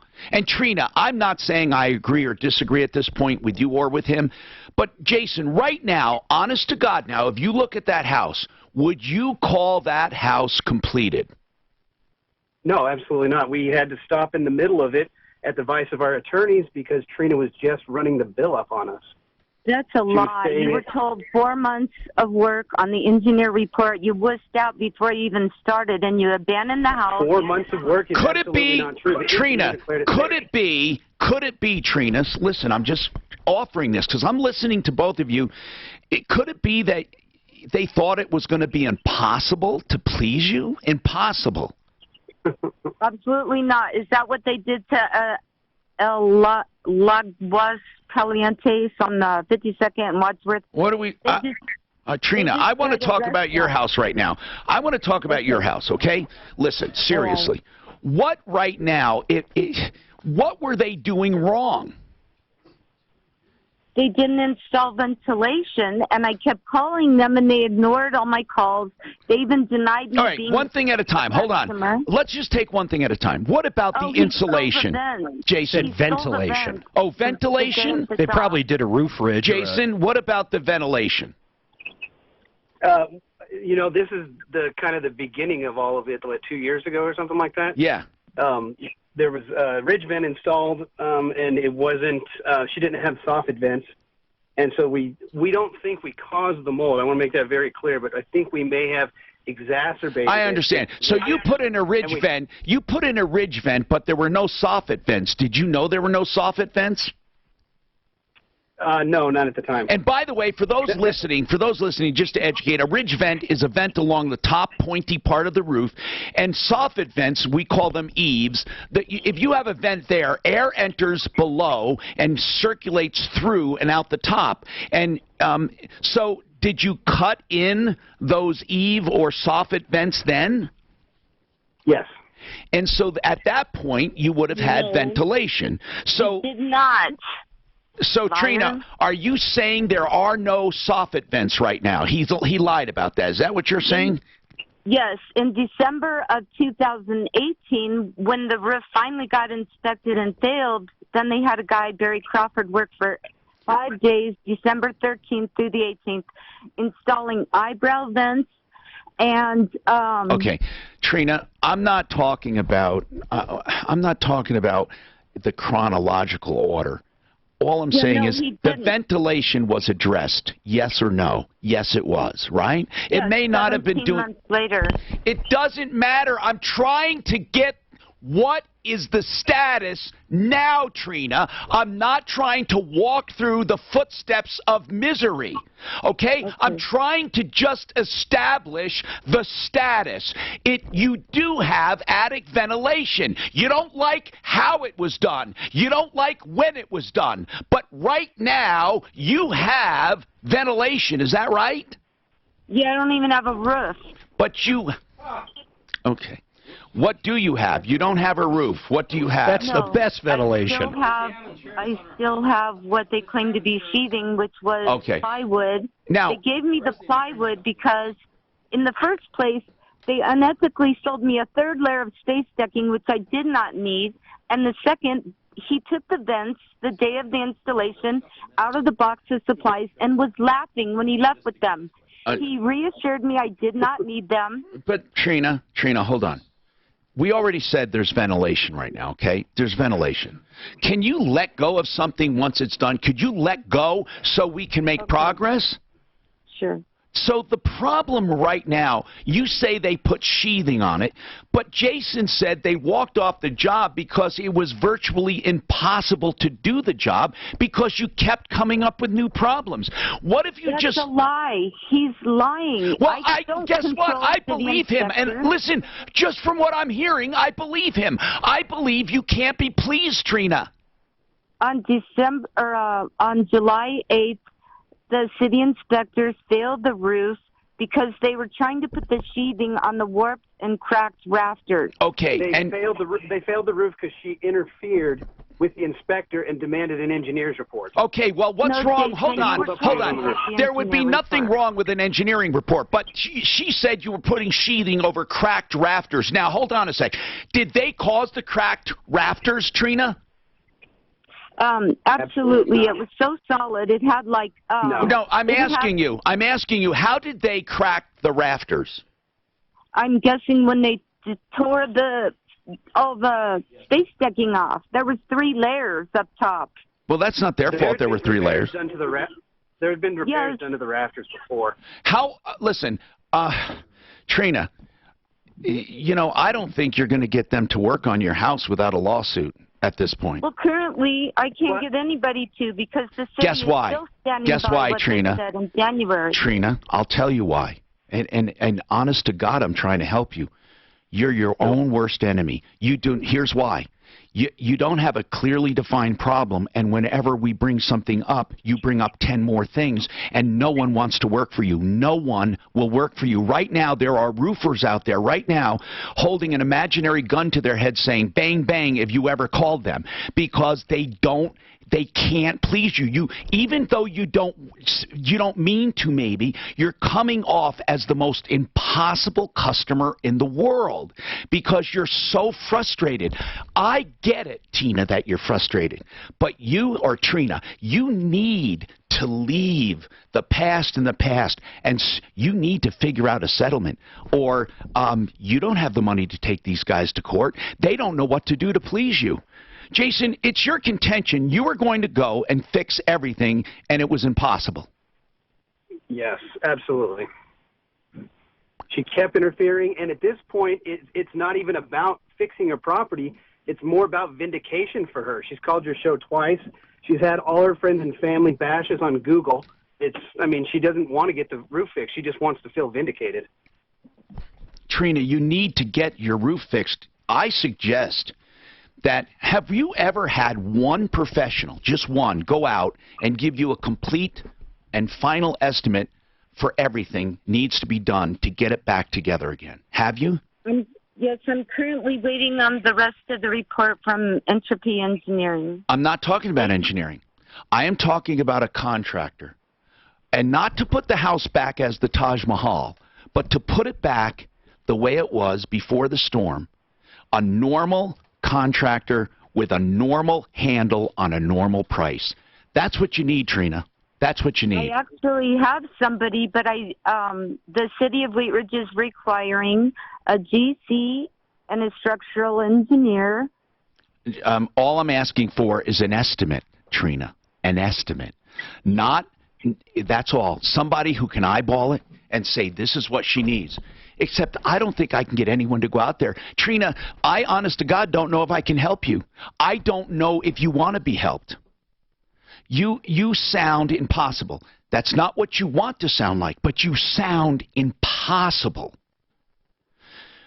Even when I say to you, get one person that I know and trust to come and say, Trina, this is what you truly need, right? That's okay, Tom, if your rafters were cracked and warping and... See, you're not even listening to a word. Not a word.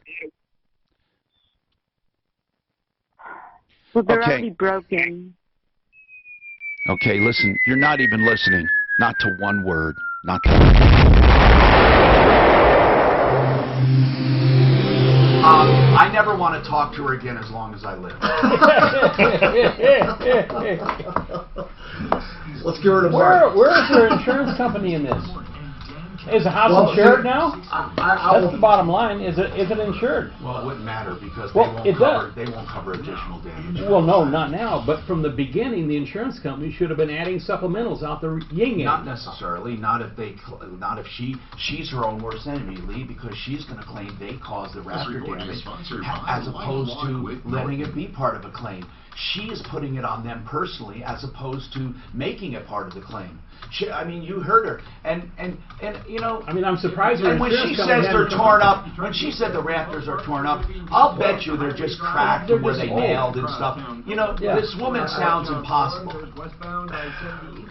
Listen, we all know there are customers like this, and once you're in the middle, I know you probably, everyone has it. What do you do once you know you're in? There's nothing. Sometimes you just fall. Why did I take this job? The only way the rafters are cracked, they were cracked before, or they dropped like shingles. When you say cracked, what is she? I don't know. I don't think she even knows. Cracked and warped. I don't know. How do they warp? And are they rafters or trusses? She said. I'm sure the rafters. This is an old house. This is from the 50s. And then, like she says, we got a roughly $183,000 bid.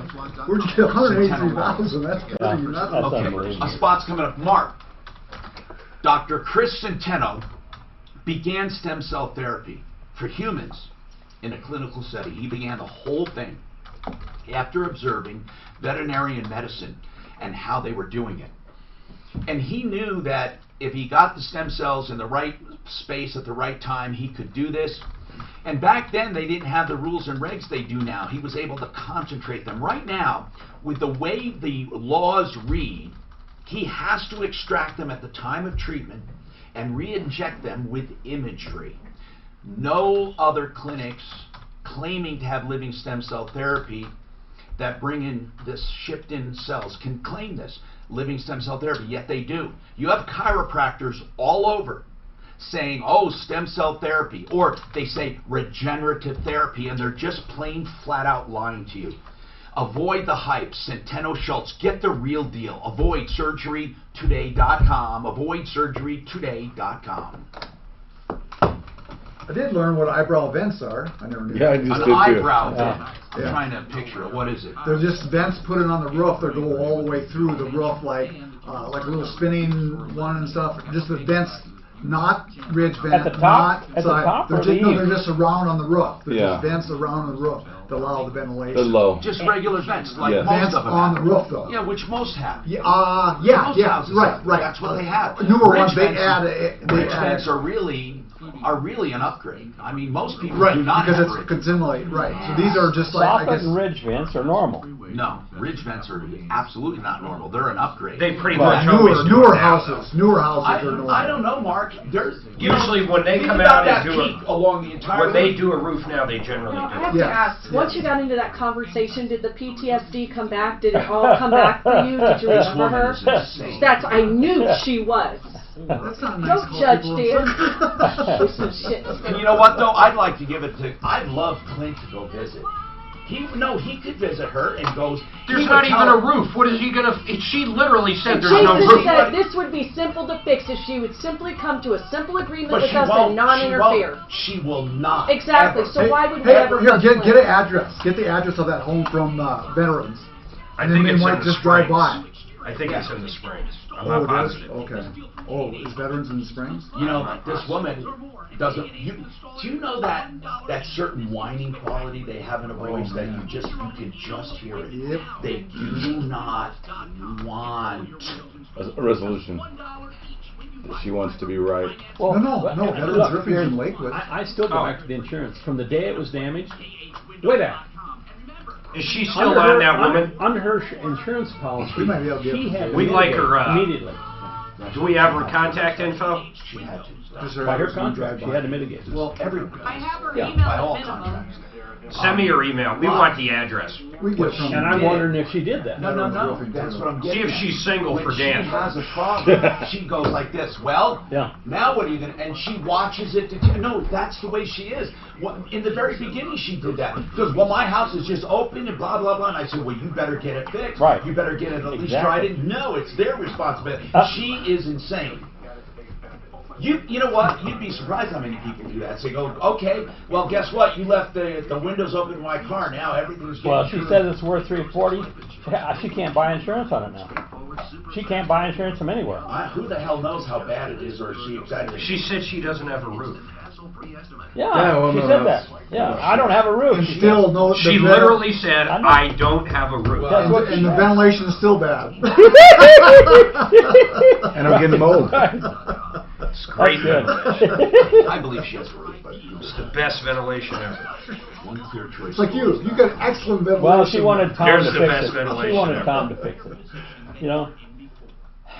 I can't tell if they're And I know doing you tried. siding over I know there. you just I tried and really tried. would like to help her. I mean, I don't like. Wouldn't they do the I know roof how first? it feels to be I don't know, frustrated. man. And it's I just- really a I'm- bad feeling. It I'm really is a impressed bad how feeling. quick. Yeah. And I don't wish that on That's anyone. big steel. It's fucking huge, isn't it? Actually, I've never seen they I-beam. don't use steel per se anymore. They use like they do in the new Mercedes G-Wagons. Fiber. Fiber optic. Yes, sir. I ordered a fiber Look building. at how big these I-beams are. What's Up that? there. Father John, what What- was his what- first year with you? It's just a regular steel roof, 85, isn't it? 86? Yeah, around there. Are we Okay. like just Around steel there. panels on the roof? Yes. Why do they need that I much always steel? just enjoyed him.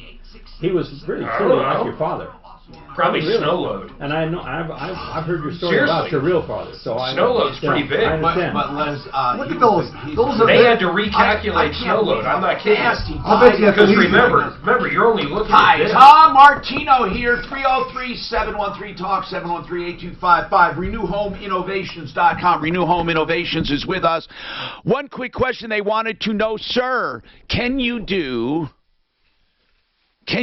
stone, solid stone, and now I think I've seen this in the shower, like they mean sheets of stone. Do they make real stone sheeting like granite? Yeah, there are sheets of granite that are available. There's also Thinner sheets, right? Yes, like 2cm type of products. And yeah, you can put those up. Yes. Are they glued over like a backer board? 100%. They have a backer board. It's usually some type of aluminum bracing. But here's what I want to know. Why would anyone do that now with today's technology? Because doesn't that have to be sealed? Constantly. Just like granite has to be resealed, now you're having water being penetrated on a daily basis multiple times. So it's going to add a great deal of maintenance that's going to be required. And Serica does not have to be sealed. It's just sealed. All right. What about porcelain? Porcelain is forever permanent. You don't have to do any maintenance with it at all, and it looks absolutely phenomenal. Is that a stone technically, porcelain? Absolutely. What does it come from? Italy. Is it a porcelain stone? It's a porcelain stone. It's poured. It's a poured product. And it is poured. Yes. Oh, I never knew that. Yep, 100%. And then once they pour it, they put a graph on the front. They pour it in sheets. Yes.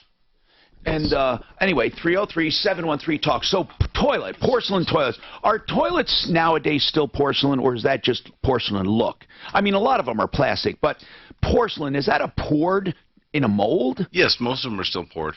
Porcelain, yeah, and they're very functional. And what about tubs? They still make porcelain-lined tubs? They do, but they're not practical today because there's a lot of incredible acrylic tubs that are available that you can use that are actually better. You ever taken out one of those old steel porcelain? Oh my God, they're so heavy. They're incredibly heavy. Anyway, that's RenewHomeInnovations.com on a referral list, Okay, let's keep up here now. I promise I got to take you guys now. Tom, what happened with the state liquidators? You know, we get complaints about liquidation of estates in general all the time. It's one of those things where people, remember that one, Mark? These people went in and did a complete estate liquidation, and she got a check for what, 35 cents? 50 cents. 50 cents at the end. And now I went and visited those people. I happened to be driving by.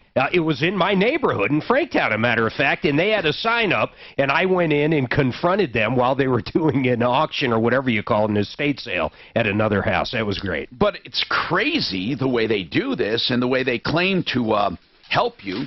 So anyway, I have the Gypsy Boys, Denver Gypsy Boys. Is that right, Tom? Well, yeah, Tom. I think your first clue would have been don't use a company with the name Gypsy in there. God.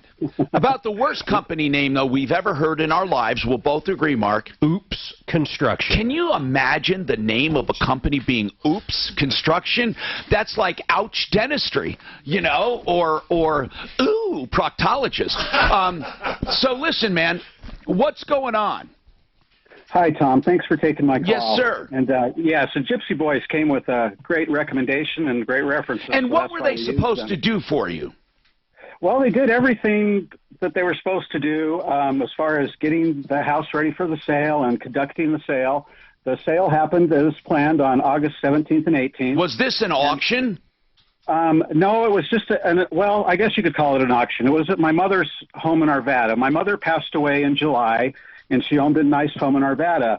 So in preparation for selling her house, we contracted with Gypsy Boys, estate liquidators, to do the estate sale. And how did you find Denver Gypsy Boys? Well, like I said, the house next door, my sister-in-law, my brother's wife, lived there, and they had an estate sale there a few years back, and Gypsy Boys did a fantastic job for them. They were great. And actually, I'm not calling to diss Gypsy Boys at all, because what happened, Tom, is that, we had a contract with them, and they did a great job. So what's the problem today? Well, after the estate sale, we were unable to contact them again. The number for the guy, and I think it was kind of a one-man operation. What did you need to contact them for? To get paid? Well, we had a question about that, when we would expect to be paid, and also they had 10 days after the sale to get a few more items out of the garage. Part of the reason we went with them too is that after the sale, they would take any remaining items out of the home for us. So and would they buy them or what? Well, apparently they would put them into storage and resell them at a All right, let's get right to it. How much money did they? What was the agreement? A percentage of gross? What was it? Yes, we were going to split everything 50-50. Okay, so what went wrong? Let's go with that part. You couldn't get a hold of them. Did you ever get your 50%? Well, no, we still haven't done that. That was one of the reasons. When was the sale? Was the 17th and 18th, and you have not gotten paid yet? Well, they had 30 days to pay us. So we really weren't that concerned about getting paid at that time. Our biggest concern was getting all the items out of the house so we could close on the house. Well, after 10 days, I went back to the house, and the garage was still half full of items. So did they do it, or did you eventually have to do it yourself? Well, we're trying to work that out now. We closed on the house today, and we made a concession with the buyers of the house for those items that were left in the house. So, but what happened, Tom, is we tried, we would call and it would go right to his voicemail. No, we get that. I guess we get that. And we believe you, but what do we do now? What do you want? Well, the owner has passed away. We weren't able to get a hold of anyone. Okay. Hey, that might be the best excuse we've heard. That's the right. owner, So, the guy that you actually dealt with face to face is dead now. Yes, he passed away on August 25th. You got a problem because, listen, man, you got a problem, and I'll tell you why. Seriously, if they decide to do nothing, you're going to have a tough time. Really? Well, is this? I don't even see this as a corporation or anything. It doesn't say that. Well, it says LLC.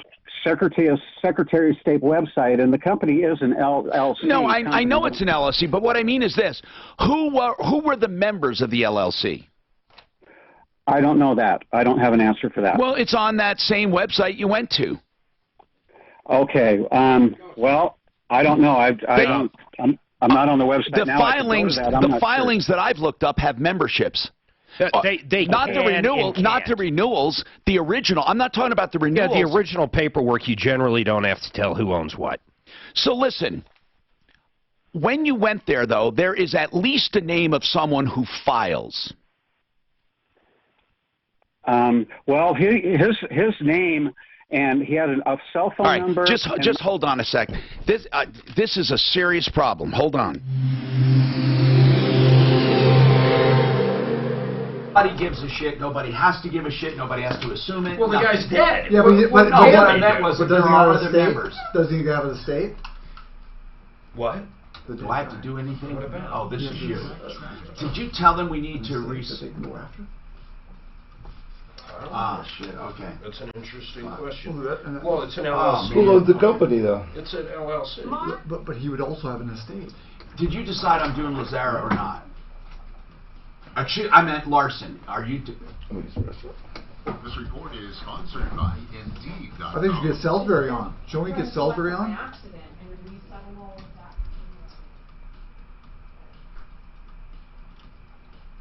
Oh my God, we're going crazy.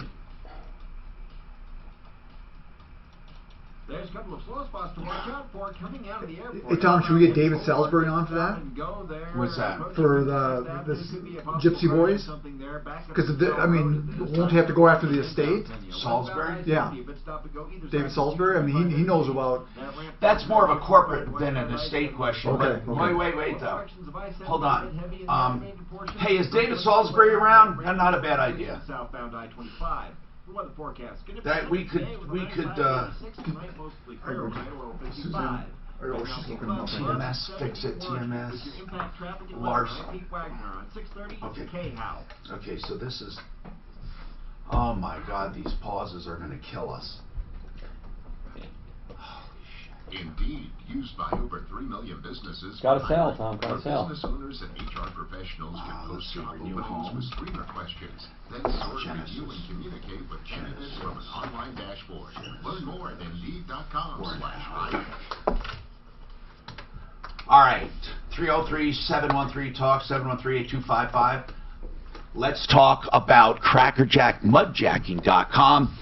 The name doesn't necessarily tell you what they do. It's a mudjacking. People don't understand that. But suffice it to say, if you have any concrete cracking or sinking or heaving, call them first before you replace it. Here's the deal. They might be able to fix it, saving you thousands of dollars. They did with me, and I did save thousands of dollars. So check them out for any concrete repairs. 303-410-7787, 410-7787, crackerjackmudjacking.com. Problems. You see, there's all these pauses. It's going to kill us. What's causing it? Software. We don't know. He thinks he needs a reboot. The computer needs a reboot. Yeah. But it's a major deal. I'm just going to say something.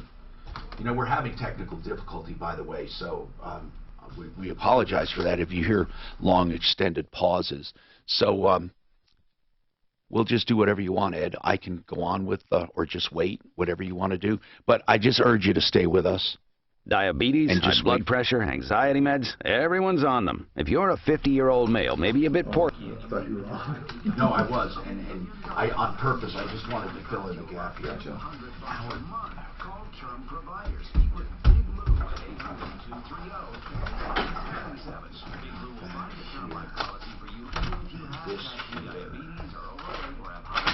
This is terrible, the Gypsy Boys. So, Mark, on the Secretary of State, I used to be able to look up the organizational documents. They don't hold. They don't. I mean, I guess you could upload them. Maybe I don't know why anybody would. In the old days, I mean, people would find out who's a member of the LLC. Oh, yeah. Members and also their. They used to be, but he's saying they don't do that. Or I'll even bring that a step further. Banks don't even ask that shit. A bank has no idea who owns Troubleshooter, for example, unless you told them. I mean, no, well, they want. You could be a signer. No. No. I mean, most people don't. I've had banks actually ask me for the bylaws when I went in and did business for like a helicopter or something. They would ask, or the Cirrus, they asked for documentation that I had authority to sign for a loan. Absolutely. Oh, maybe in that capacity, yes. Not just a bank, not just a checking account, though. Well, don't you have to file the bylaws to create the LLC with the state? You do with a Corp C. Probably. I don't know if you file. I guarantee on a Corp C. I don't know. Which is old, but I haven't done a C Corp once again. 15 years. I know nobody has, but I'm involved in one, so I just happen to know that. Actually, that's not true. I don't think you. What was our no? Our property deal, Paris Street was a LLC. No, I can't think of any that I've done, but I haven't done a C Corp. My good years were a C Corp. And you've never documented with the state your bylaws when you set it up? Well, no wonder there. I think it's not S Corps, not LLCs. I think it's changed because I remember we had to file. We had to. I mean, they were actually recorded. Oh yeah, they photograph them. That's weird. You're right. We haven't had to do any of our LLCs recorded. Well, I can't imagine why anybody would. The whole point of having a corporate shield is to shield the ownership. I don't even understand the premise. It's to shield the ownership and liability. I understand that, but also to shield. Also to shield personally who owns it. Right. You get some nutcase out there. And then imagine a publicly traded company. What are you going to do? List 8,000 people?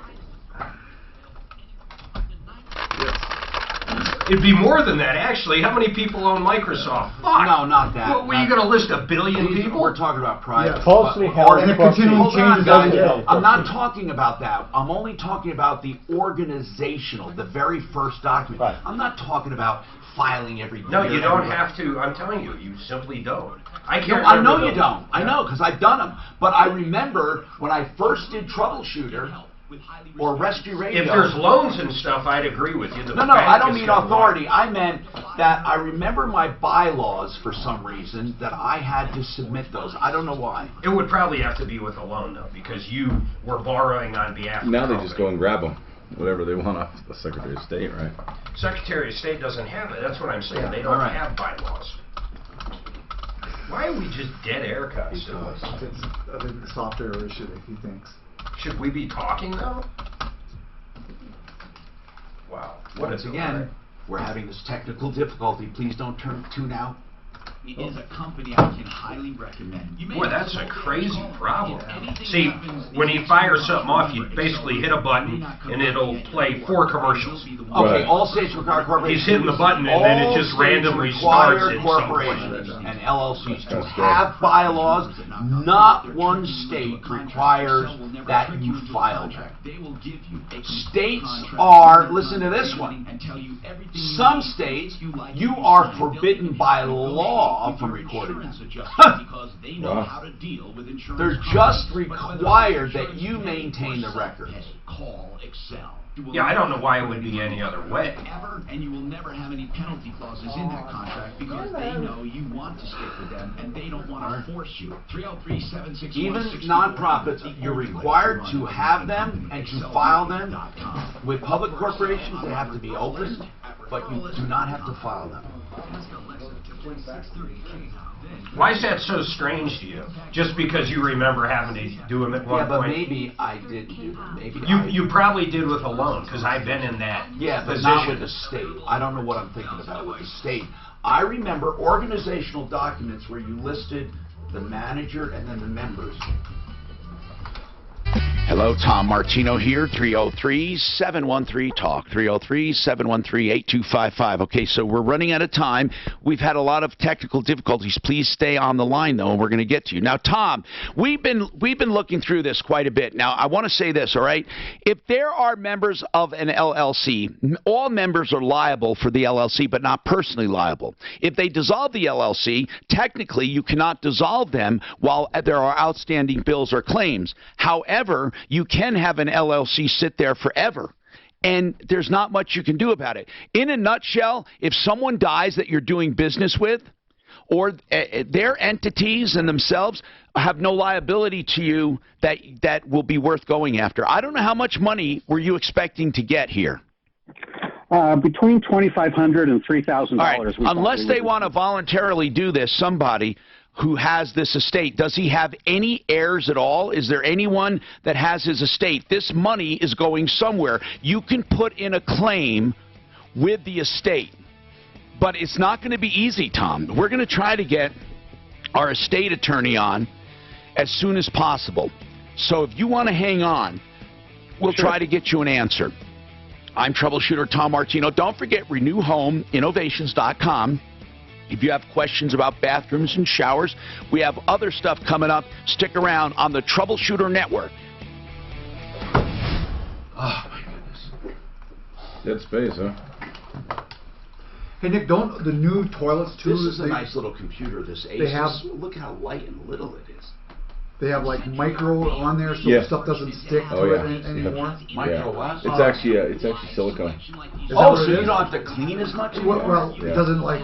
You get hard water stains as easy, right? Yeah, that's exactly right. Oh. I mean, why don't they put that shit on cars? Or do they have it? Clear coat doesn't help it. No.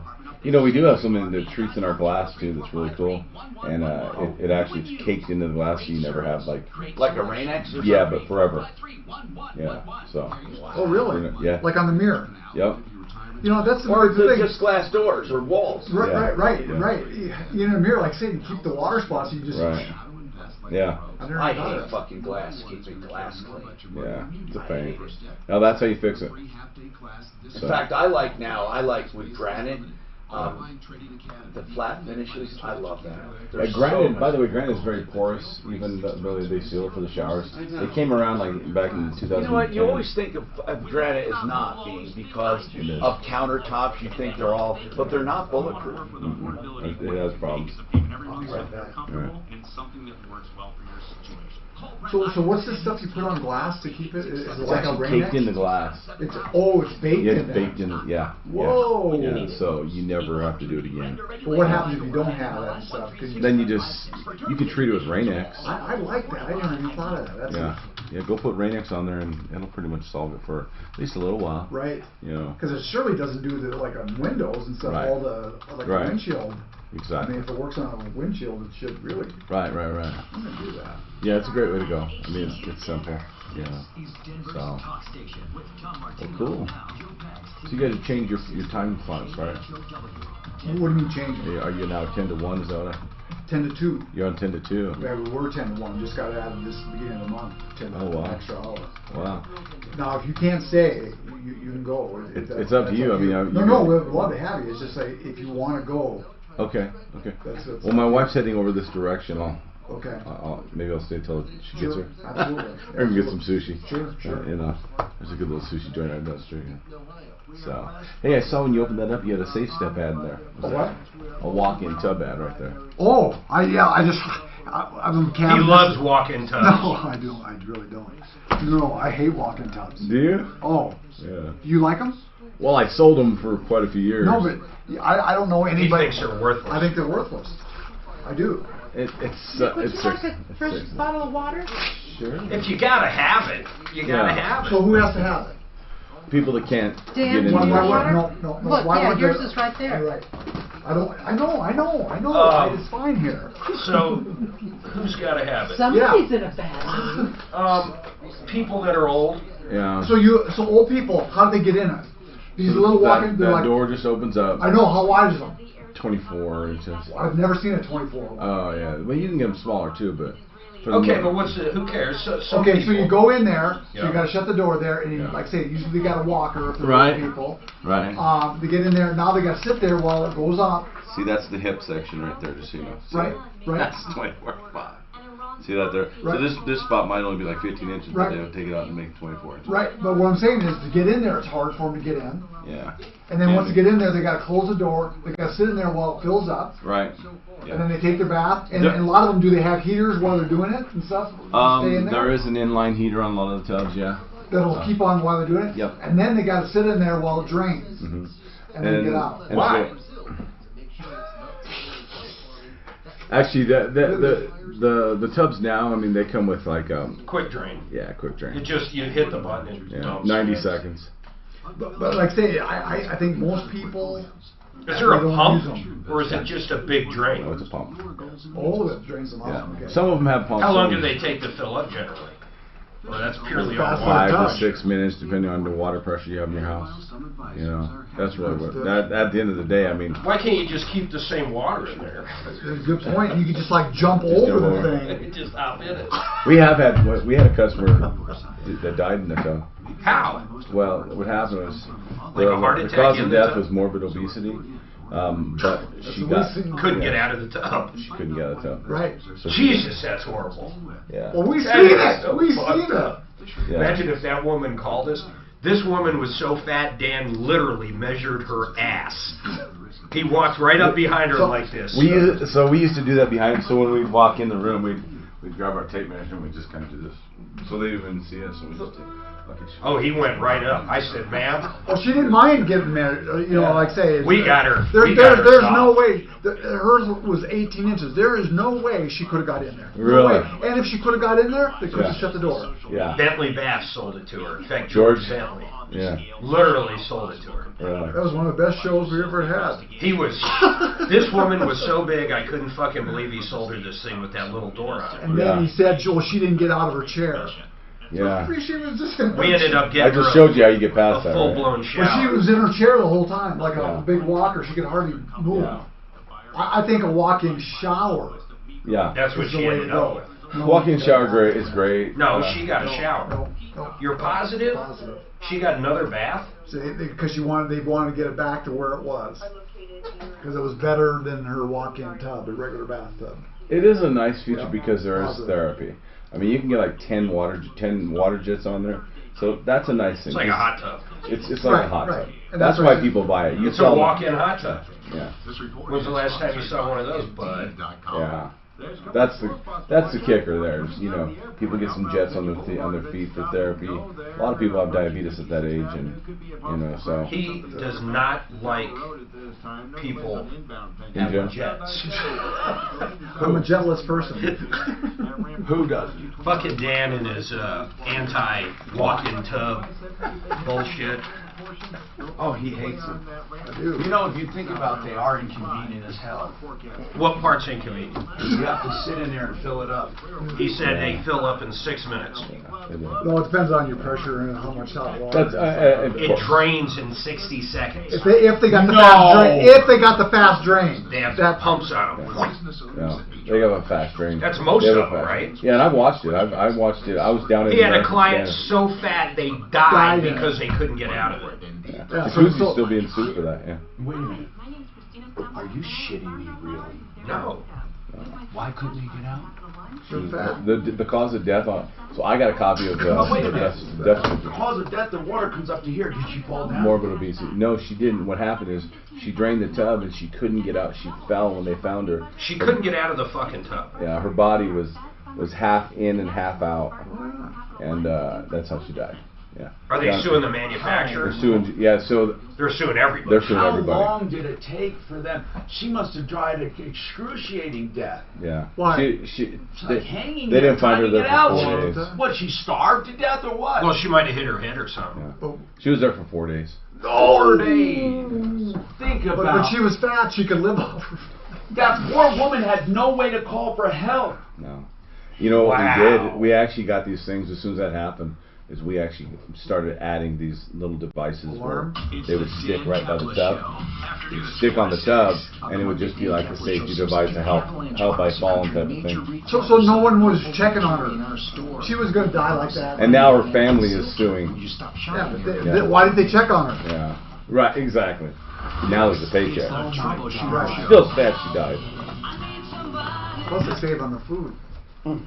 Troubleshooter. Hi, I'm Tom Martino. Thank you for being here. I love doing what I do. I hope you love it too, because it's all about help. No matter what you think of me, it's all about help. Now, what I mean by that is you may love the delivery, you might not like the delivery, you might think, okay, he could have put that another way, or whatever it is. You know what? I often wonder, why do people even get involved in evaluating people when you don't know them? Here's what we do know. We do know that if you need help, there is nowhere else to go. Not really, not for most problems. The sad thing is you find that out the hard way.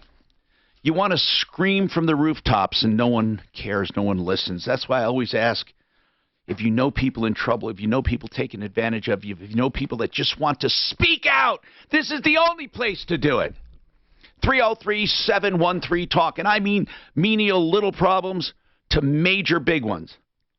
And I want to ever remind you, you can find on our social media, Facebook or YouTube or any other part that we do, our battle against the Denver nuisance abatement law goes on. And I urge you, Corey Nelson, KKK Corey, he is he's running for school board in Douglas County, and I urge you to defeat that man because of his character. He is a liar and a cheater, and he's one of the 2 Denver attorneys that most of these cases go through.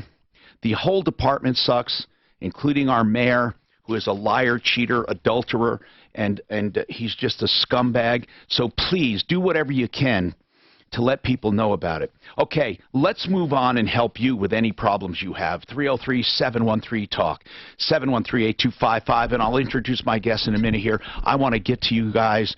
Now, bottom line, what happens when you deal with people and they die? You know what? Nothing.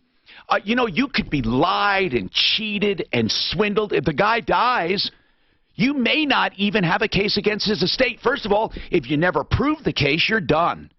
If you worked out a settlement and you have it documented, you might be able to make a claim against an estate if there is an estate, but people can avoid the estate completely, or there may not be enough money to pay out from an estate. And then what happens if the guy was part of an LLC? Well, that may not penetrate to the estate. In fact, it most likely won't, unless you already previously had a judgment for fraud. Fraud's the only thing that goes beyond the corporate walls or veils or the LLCs. We talk about a lot of ways to prevent rip-offs. One of the things we hardly talk about is death. So Tom, he was with The Gypsy Boys LLC. The Gypsy Boys, 50-50 split in a sale. He's not going to get that money. And they were supposed to get stuff out of the house. They didn't. The guy died. Tom, in my opinion, it's a losing battle. First of all, you inherited this stuff to begin with, so, you know, it's not like you lost anything personally. But I say it's not worth the fight.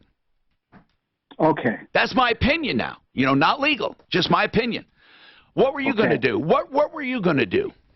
We didn't know what to do, Tom. You know, we weren't able to get a hold of anybody, and we finally got a text saying, I used to work for Brad, and we have just been able to answer some of his texts. We're trying to get a hold of David Salisbury to see about the estate. But remember, the LLC is not the estate. He is, and he owns part of the LLC. Do you know, first of all, do you even know if there are any members of the LLC? Because there is no place where it's listed. We looked and looked and looked, and there are no requirements to list any members. There's no requirement to list bylaws. Nothing. So, Tom, you're saying the employees of that are also out of luck, too, then? Oh, yeah. If people work for him, they're screwed. Totally screwed. Yes, I'm afraid of that, too. And they were wonderful people working with him, too. So I feel my heart goes out to them also. Yep. Yep. I guess. I mean, you know, thank goodness it was only, what, $3,000 or $4,000, right? Yes, we're $3,000 for us at the most. We were figuring $5,000 or $6,000 is what they netted up for the entire. I don't know where that money is. The money's somewhere. Yeah. So we'll try to find out how to put a claim in with the estate if he has one. I don't know why his estate would have to pay a claim on an LLC. We may not be able to, because you're right, because an LLC is just what it says, limited liability. Hey, Dale wants to talk about a private sale with a car. Go ahead, Dale. What's happening?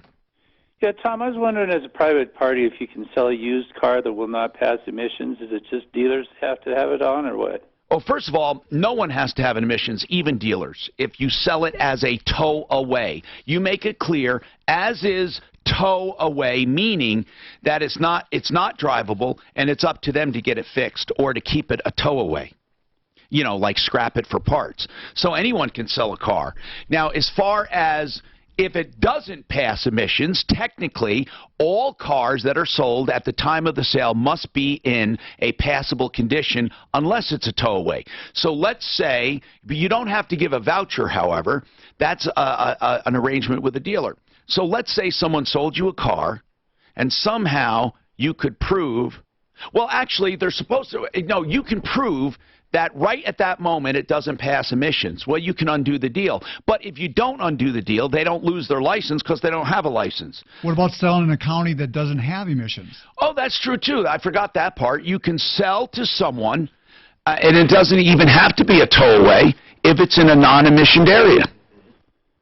Well, this is in Thornton, so it's an emissions area, but... And you have a car that does not pass? Right, and it needs a catalytic converter. We don't want to bother with the problem and the expense of doing it. As long as you sell it and let people know it's a tow-away, and you can even say no catalytic converter, tow-away must, you get the people who want to fix it. Right. Or sell it in an area where they don't have emissions. So if we sell it, just drop a bill of sale and say sold as is, does not pass emissions at this time. It actually, I'm not going to tell you how to word it, but it actually has to be called a tow away. You cannot let them drive it away. Okay. I mean, I don't know if anyone's going to watch to see and say, ha-ha, you didn't have them tow it. But what I'm getting at is, it's not just the seller here who cares. It's the state. They don't want people selling cars like that. 303-713-TALK. The county. Oh, the county. I said the state. Is it the county? Yeah, each county. So you're right, because there are counties that don't. Gary, what's going on with you, Gary? Yes, sir. Thank you for taking my call. And by the way, I love your show. Thanks, Gary. Yeah, I got a bill a few months from the toll road, C470 toll road people. Yeah. And they put the license plate number on the bill. It's not my license plate number. Did they do it by mistake, or did you truly use it and they just misprinted it? They made a mistake. Instead of an 8, which is my license plate, they put it down as a 6. And I made one phone call. So how did you even get the notice if they had the wrong plate? Because when I got the bill, I called them. But how did you even, here's what I'm asking. How did you even get the bill? They go by your plate to get your address. Because they misread the plate. And when they misread it, they read his, so they sent it to him. No, but he says it really. I thought you said. They're telling me. Go ahead. I'm sorry, sir. They're telling me it's the DMV's fault. Okay. And that I have to call. Gary, here's what I'm asking. The right car. Here's what I'm asking, and this is what I was trying to get, and I think Mark understands it better than I did. You actually did not drive on 470 at that time, right? No, I did not. Okay, I get you. So they do have a mistake. That's why you got it. Okay, I get it now. Yes. So how do you know, though, the type of mistake they made? Because when I called them, they can pull up the lady, I'm sorry, but the person pulls up a video and says, oh, well, we're seeing your, and she said it was a Prius. I go, no, that is not correct. I don't even own a Prius. Yeah. But this can't be done on the phone, basically. It has to be done. It has to be done through the process. I still don't understand what they're telling you the problem was. So it wasn't your Prius. So what happened? I don't own the car. I did not drive on C470. Right. But they're going to bill you, and the bill is still against you. The bill is still against you. So did they misread the license plate, though? Yes. Yes, they did. Well, no. They read the right license plate, but they're billing it to the wrong person. Their excuse is it's the DMV's fault. Well, this is the part that's confusing. They read the license plate, and if you look at that plate, it is clearly not yours. Yes. But it's somehow registered to your address. Is your name on this, or is your name on it? Yes. Okay, so they saw this, and when they typed it in or did something at DMV, or when it was some character recognition or something, went to his name. So the offense is now recorded against your car. Yes. Even though it's not a Prius. So you have to take care, well, you would have to take care of it like you would any bill that is wrong. In other words, C470 authority sent it to you, right? Yes. Okay. Well, C470, from what I've heard, is very, very amenable to fixing errors. Yeah, but they're telling him he's got to go to DMV. My understanding is if a cop ran that plate on that Prius, would they think it's you in that car? No. No, it would come up as the Prius. But they're telling him he's got to go to DMV. But there's nothing to fix at DMV because nothing is wrong. Do you understand? So whoever told you have to go to DMV, Daphne, we need to call C470 because they brag about how, they're really easy to deal with. They sent this bill in error. They sent it in error. They sent it in error. So hold on. I mean, I don't even know why they would tell you that. 303-713-TALK. 713-8255. Now listen. We have to take a quick break, and I just want to remind you we're going to be on through this hour and the next, so we have plenty of times to answer your calls. 303-713-8255. Weekdays 2 to 4. It's Michael Brown. Well, the religion piece is at it again. The Afghan Human Rights Commission. No, I agree with you with what he's saying. He's saying that DMV's got it wrong. They're telling him it's almost like someone went down and used his information. No, it's just a 6 and an 8, so DMV could have put it in. Colorado Tinnitus and Hearing Center is the place that I went to get help for my tinnitus. Now, I have a hearing loss too. Sometimes people have a hearing loss with tinnitus. Other times they just have tinnitus or they just have a hearing loss, whatever it is. Colorado Tinnitus and Hearing Center is here for you. Dr. Patty and Dr. Lisa, I can't think of two nicer people that are dedicated to helping others. And they let you try before you buy. That's really the wonderful thing about Colorado Tinnitus and Hearing Center. And there is no obligation for hearing aids if you want to try them before you buy. Now, with tinnitus treatment, there are some that eradicate your tinnitus, depending on what you have, and others that do the tinnitus in a way that masks it. And eventually, your brain forgets about it. You got to really try them out. Helpforringing.com. They're at Clarkson and Hamden in that urgent care building. They're on the 2nd floor. Check them out. 303-534-0163. That's 303-534-0163. I'm gonna go get some because What's that? I'm gonna go get some white wrap. Oh, is that wraps? What's this here? Call the most trusted Name name roofing. Excel roofing. Yeah, they don't know. Do you need something? No, I was gonna do it for that. This is good. No, we got it. Okay. It's no sticky or anything. It's good. Excel Thanks. roofing 25 of those roofs, and I guarantee We have Excel enough will take care of it. This is an industry filled with cheats and rip-offs. Why would you use anyone else and take a Yeah, gamble? that could Call make big 303-761. What's that? Oh, No, I think one the time way I he's did it telling it, right they on the need console, right here Not let you on down. this. And Oh they'll my never God, hold it you was hostage. No, I know exactly what they're saying.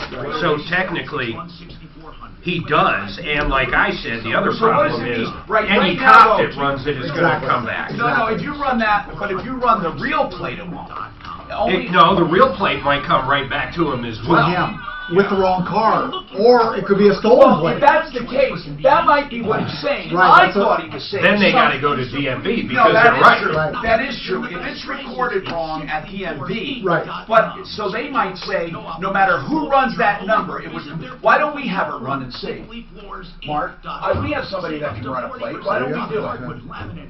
And then we can help them directly. So we can actually. Couldn't he just call DMV and say, "Hey, what about it?" No, I think here's what I'm saying is, I think we can have a really cool service here. If we run it and find out that we run that number and find out if it's wrongly associated with him, then it is DMV. But if we run it and it goes to that real car, Workers' comp he insurance said- rates can vary, and yours may have changed since you got your current policy. That's why Pi Insurance invites you to get a quick online quote right from your computer or smartphone. Simply go to piinsurance.com and you'll know in just minutes if you're overpaying. Pi Insurance was built a better way to make workers' comp a no-brainer with an easy online experience and outstanding service. Pi's coverage is A-rated by AM Best and helps protect your business and your employees. Plus, it could save you up to 30%. Do yourself a favor. Find out if your small business is overpaying for workers' comp insurance. Check your rate today and see how much you can Oh save. my God! Lick it. No, seriously, I don't think we realize. I'll give you. That's first time it's been clean in a week. I will give you $3 to lick from here to here. $3. Well, he's already got. Okay, for sure. For $3 a month. Wow, yeah. Or my mouse.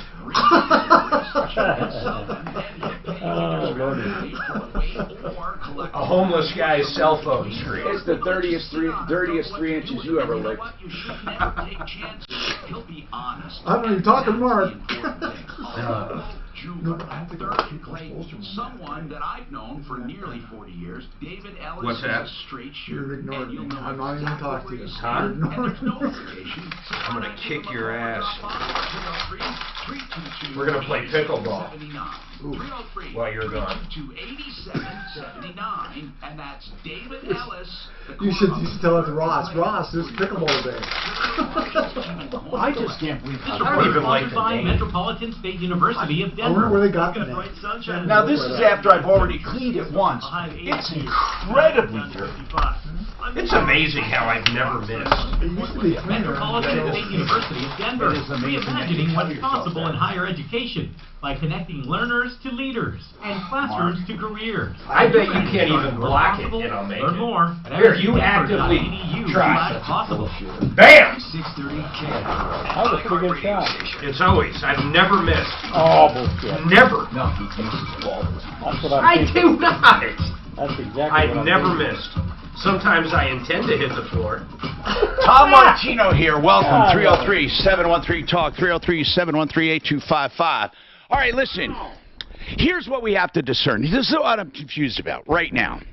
Gary, here's what I want to know. Right now, if I wrote down the number that was taken by camera, the real number of that Prius, right? Yes. If I wrote it down and ran that number through our private eye, or however we do it, would it come back as you, or would it go to the real owner? It should go back to the real owner. So, see, that's what I'm getting at. If DMV, for example, has you listed as that owner, it is a DMV problem. But if 470 somehow got that number and transposed it to a way where it comes to you, and what tells me that it comes to, it's at DMV is, who did you talk to that says we have your Prius here? Who said that? Well, that's when you talk to them on the phone. Talk to who? E470. Whoever, customer service. Yeah, the telephone number. At E470. Okay. So yeah, E470, they have that number associated with you. But here's what we need to do. We need to know if it's at DMV or not, because they might be right. In other words, let's say license plate 1234XYZ is really Mark Major's license, but when you write down 123XYZ and you search it, it shows Tom Martino. Well, then E470 is or C470, they're doing nothing wrong. They're simply running the license plate and sending me the bill. If that is wrong at DMV, it is a DMV problem. However, if I wrote down ABC123 or I wrote down really ABC or 125, then it's my fault. But see, 470 doesn't do that. They simply have a character recognition that goes directly to the data bank. It's not like they wrote down the wrong number. So when that person at 470 told you to go to DMV, I think they're right. If DMV has you listed as the owner of that vehicle, you need to get it corrected. If it was ever used in a crime, it could be serious consequences. Not that anyone with a Prius would commit a crime, but I would do that if I were you. I would first go to DMV and say, who is listed? Now, I don't know if they do it for you or not, or if maybe we can have it done. Mark, we have ways of getting that done, don't we? Wink, wink, or not? Yeah, we've got some cops. Okay. So, if you want to leave us, not yours, well, leave us both, the Prius's number and yours, are those two numbers similar? Send us that notice. Yeah. They are similar. So it sounds to me like it's a DMV problem. Yeah, one's a 6 and one's an 8. It sounds like a DMV. You're thinking, or here's what happened. If the character recognition picked it up wrong, and then it would come to you, but it would show the right car and stuff. It wouldn't show the Prius. Do you see what I'm saying? Is that the only way it should come back to Prius is if they put in the correct information, because it is a Prius. If they put in your information, it would come back as your car. Well, and they've admitted that, the first 3 phone calls. Well, that's what I mean. Admitted what? That it's a DMV problem. Because they put... No, well, they've admitted they made a mistake, and they said we will take care of it. Okay. It's all done. Gary, and then a month later... If they made a mistake, how did they make the mistake? I'm going to ask you this again. They misread it. If they misread it and wrote down your number instead, it would show your make and model. But it's not. It's not. Right, which means it's associated with the wrong car at DMV. Just send me that notice. I'll make a call, man. Yeah, just give us the number. Take a picture of it and text it. Does anyone have any knowledge of this? Give us a call. Now, let's talk to Teresa. Hi, Teresa. I'm Tom Martino. Hey, we have Common Man Lee, the truck driver, sitting with us today. And for such a mouthy guy on the phone calling us all the time, he has not chimed in at all today. Did you notice one of his arms is not super red like a lot of truckers? They get that sunburn on one side. Well, he doesn't. He's retired. Oh, he does, actually. He's retired, and he does have one. That is weird. You're right. Hey, what's going on, Teresa? Later tractors have air conditioning. Yeah, that's true. What's going on, Teresa? Hi, Tom. Hi. How can we help you? I'm doing good, thank you. Okay. Tom, I have a question. I have a rental property in Jefferson County, and on my parking lot, I have looks to me like it's a abandoned car. It's no license plates, nothing like this. Oh, in your parking space? Well, I'm owner for apartment. Okay. Now, you own the apartment. Do you also own the space? Oh, yeah, it's my parking. Okay, well, if that's your parking space, you can call a tow company to come get the car. Is it legal step? It's totally fine for you to call for a tow truck. It'd be just like if you came home and someone was parked in your garage. I mean, they're parked in your parking space. Now, technically, there's supposed to be warning signs about towing. Are there any warning signs in your parking lot about being towed? Yes, I have some. How do you call it? I have some. Okay. Yeah. What if you tell management someone is in your spot? What will they do? I am an owner and manager. Yeah, it's not the apartment. It's not an apartment complex. Teresa, let me get. It's not a. What is it? It's like a townhome, right? What is it? No. It's apartment building. It's like 8 units apartment. Oh, but you own the whole building. That's correct. Okay. That's correct. Well, of course. In fact, you should have a tow company that you do business with. Who tows from there when you do need someone towed? Don't you have a towing company agreement? No, I don't. Well, here's Call what you Cast need. Iron. Here's what you need. Listen carefully. Call Cast Iron Recovery. Ask them to come and say again, please. Cast Iron Recovery. Daphne will give it to you off the air. Just listen to my instructions. You need a regular agreement with a tow company to maintain your lot. And you already have signs up there? Yes, I do. Okay. Now, if you have the proper signage, you should be able to tow that with no problem whatsoever. And Cast Iron, I mean, they do this for a living. They'll know what that proper signage needs to be, and they'll update it if needed. Now, Daphne will give you that number, Cast Iron Recovery, 303. Oh, you have it? Yeah, it's 303. Hold on, Teresa. 292-1542. 303-292-1542. And Daphne's talking to her right now. All right, we have more coming up. Just want to tell you, GenesisTotalExteriors.com. Also, interiors, baths, and basements. As the winter goes on, he moves to the indoors, but he does roofing, siding, windows, doors, decks, and more. And he also does baths and kitchens. And Mark Szymanski is a personal friend. We know his company. You can trust him. GenesisTotalExteriors.com. This is Denver's Talk Station with Ross Kaminsky in the morning and Dan Kaplis in the afternoon. 630 KHOW, Denver. Have Frank looking for different shit and a little trailer park. I just can't find this shit, This report is sponsored by for a car to tow? No.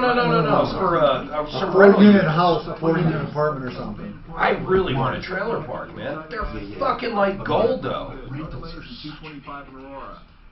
Well, you hire a manager and you swap them out or you hire a manager company. No, I'd rather hire a a resident manager. Okay, so listen, you have Frank looking for a trailer park, but there's none, man. The closest one's like for sale is like fucking Pueblo. What about I don't want meth trailer houses. What happens? Does the zone, is that tough to zone if you bought property? What do you mean? Oh, you mean to create one? Fuck, I would not want to jump through those hoops. Oh, really? I'm sure it would be a pain in the ass. There's one in Castle Rock that is so beautiful, But man. if you went to unincorporated, area and stuff, it might be easier. Oh, I'm sure it would be. I mean, Joseph A. Lazzara, attorney at law. He's the one to call when you're in trouble. Listen, we heard of cases just today where people could use advice from a criminal defense attorney. You don't have to be a hardened criminal to need an attorney. Joe Lazzara can help. And I'm serious. DUIs are easy to prevent, but there are people who just miscalculate. They drink and they drive. And they don't use Uber, they don't use Lyft, they don't have a designated driver. If you make a mistake, Joseph A. Lazzara will help you through it. Now, whether you want to plead guilty and move on, or just your rights were violated, whatever the case, you need a defense attorney. There are so many times life does not go perfectly. We've had people accused of shoplifting when they went to return something, really, and they walked in and they had something with them already, or they have other problems. He does flat rate pricing, always fair, and for big cases, he can give you a $500 discount. You have to ask for details. Joe Lazzara, 303-429-6200, 303-429-6200.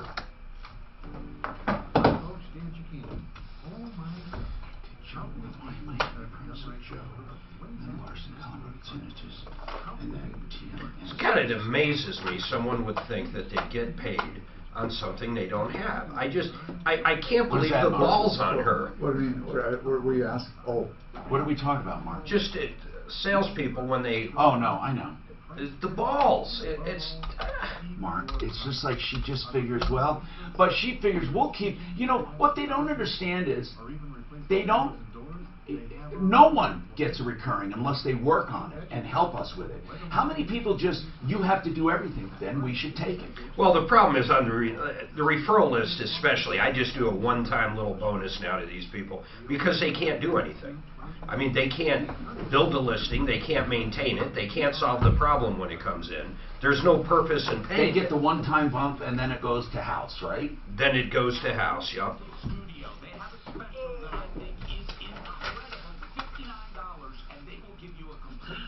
Especially now, we have to come up with a very detailed way we're going to do all of it, because, you know, here's the deal, man. It's like, oh, I like that idea, though, when you do that one-time thing. Well, for sales reps. Right. Yeah. But for in-house people, because they're here, you let them maintain. Yeah, and some of those, honestly, the more I think about it, I don't know if they all go to house, because someone's still got to build a listing and someone's still got to do with everything. So you assign them or take them. But I don't want it to be just for the hell of it either, Mark. I want it to be something, right? Well, no, some people are being you paid. You literally still have to do everything on it. Well, some people are being paid for that. On a regular basis, you're paid by the hour. Oh, yeah. You know, really it comes down to maintenance on it. Right. Ones like some of these, I take all the big HVAC ones for referrals because I fucking deal with them literally every day. I know you do. Well, and that's what I'm saying. It's meant to be. Yeah. I don't like honorariums, is what I'm saying. Yeah. And then, like, or if somebody's been around so long because of me, it's just been years and years and years. That shit, you know, that ship has sailed. There's no one. Well, especially if there's no maintenance. Honest to God, it comes down to maintenance. I justify ones I take purely on maintenance. That's right. Or him or her. Or any of them. Right. Well, like any of he has, he literally got them. I know he does. But if we ever assign him to something, it's because we want him to take care of it. Yeah, because there's maintenance. HVAC is the highest maintenance category. I hear you. Bar. No, car. What about? No, HVAC. HVAC. What car problems do we get from referrals? We do. Maybe that's second most. You know, people get pissed off. Or maybe roofs. Hello, I'm Tom Martino. 303-713-TALK. 303-713-8255. Okay, so let's talk. We have lines open. We have another hour to go after this one. I love it, love it, love it. The more time, the more people, the more we can help. So Sherry has a very weird problem here. Sherry, welcome. She was in an accident. Tell us what's going on, Sherry. Well, I had a 2016 car, and I totaled it. So what I did was I bought a second car the same year from the same company, went with the same insurance company. Now, this 2016 car that was totaled, you got paid on, right? No, that's where the problem is. Wait a minute. Your insurance never paid you for the 2016 total? They say the hang-up is that the state has to send out the title information. Well, hold on. What insurance do you have? Geico. And Geico, they're the ones that totaled your car, not the state. Geico decided that your car was not worth fixing, right? Correct. Yes, they said that. Okay. And so Geico took possession of the car. Yes. and Geico now must pay you for that car. How much was the totaled amount? I don't have the exact number. Give me a rough number. $14,000. Okay, let's just say 14. Now, Geico is not paying you the 14 because they say they need the title from the state. That's what is this car financed? Yes. And who do you owe for that car? Well, that's in this state. That's who's going to have the title. Yeah, they're the ones that get. They're the ones that. I don't even understand. Geico has to pay it before they get the title. Well, that's true. And so do you owe more than the car was totaled for? No. Okay, so why Geico ought to know how to do this? Was the loan done here in Colorado? Yes. I don't understand. The people who have the loan are named on your policy. Okay, Sherry? Correct. Mm-hmm. Yes. Okay, then it's up to them to collect from Geico. You're out of it. They're named on your policy. The only problem is Belco is now sending me past due notices. We've been on the phone. But Belco has to collect from Geico, and it has nothing to do with title. Belco is named on your insurance. Geico should send them a check, and then Belco sends the title. What is the problem? I have no problem with that explanation, but the hang-up is Belco. They refuse to do anything about this. I've used Belco. What do you mean they refuse? Never had any issues. Don't they want to be paid? Well, yeah, and the notes I have says that they don't have the title. The state needs to send it out. No, Belco has the title. How long? Wait, this car that you bought, how long did you have it before it got into a wreck? Well, that I had it for 3 years. It was a lease. I bought it. And after I paid the first payment... When did you buy it? The day you bought, the month you bought it from your lease. I'm going to say early August. Of this, early August of this year? Yes. Okay, now I know what happened. When you converted it to a purchase, you got a loan from Belco, is that right? Correct. And Belco did not yet get the title with their lien on it because it's being processed by the state. Correct. And it takes 60 to 90 days. So yes, you have to wait. Belco is now going to keep it until, it's not going to put it in. They don't have the title to send to Geico. Belco has to send the title, but Belco doesn't have it from the state. And there's nothing you can do to speed it up. You have to wait for the state to send the title to Belco.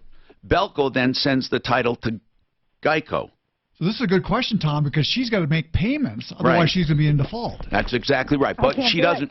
But the payments, I wouldn't make the payments, and Belco ought to know that. Belco ought to know the situation and put it and suspend it or something. They shouldn't. They refuse. Well, then they're being horses' asses then if they can't just do that. They should just, well, then you don't pay. What are they going to do, repossess it? And you know what? You can contest it. You can contest it on your credit. Right now, seriously, the worst that's going to happen is a mark on your credit. But you tell Belco, well, guess what, Belco? Your full payment awaits you. As soon as the title is sent to you, you send it to them. And they get full payment, so the added interest that they can add to it, they'll get paid. And if not, that's their problem. You would only have to owe the interest anyway, not the principal. Here's the deal. That's the way I would handle it. I would put it in writing, though, so there's no uncertainty. On such and such a date, the car was totaled. I will not be paying for it from that date forward. If there was one more payment due, I would pay that. I agree they're being asses, but at the same time, my God, she should make the payment if she can. Now, that would preserve her credit. That would preserve her credit. How much is your payment?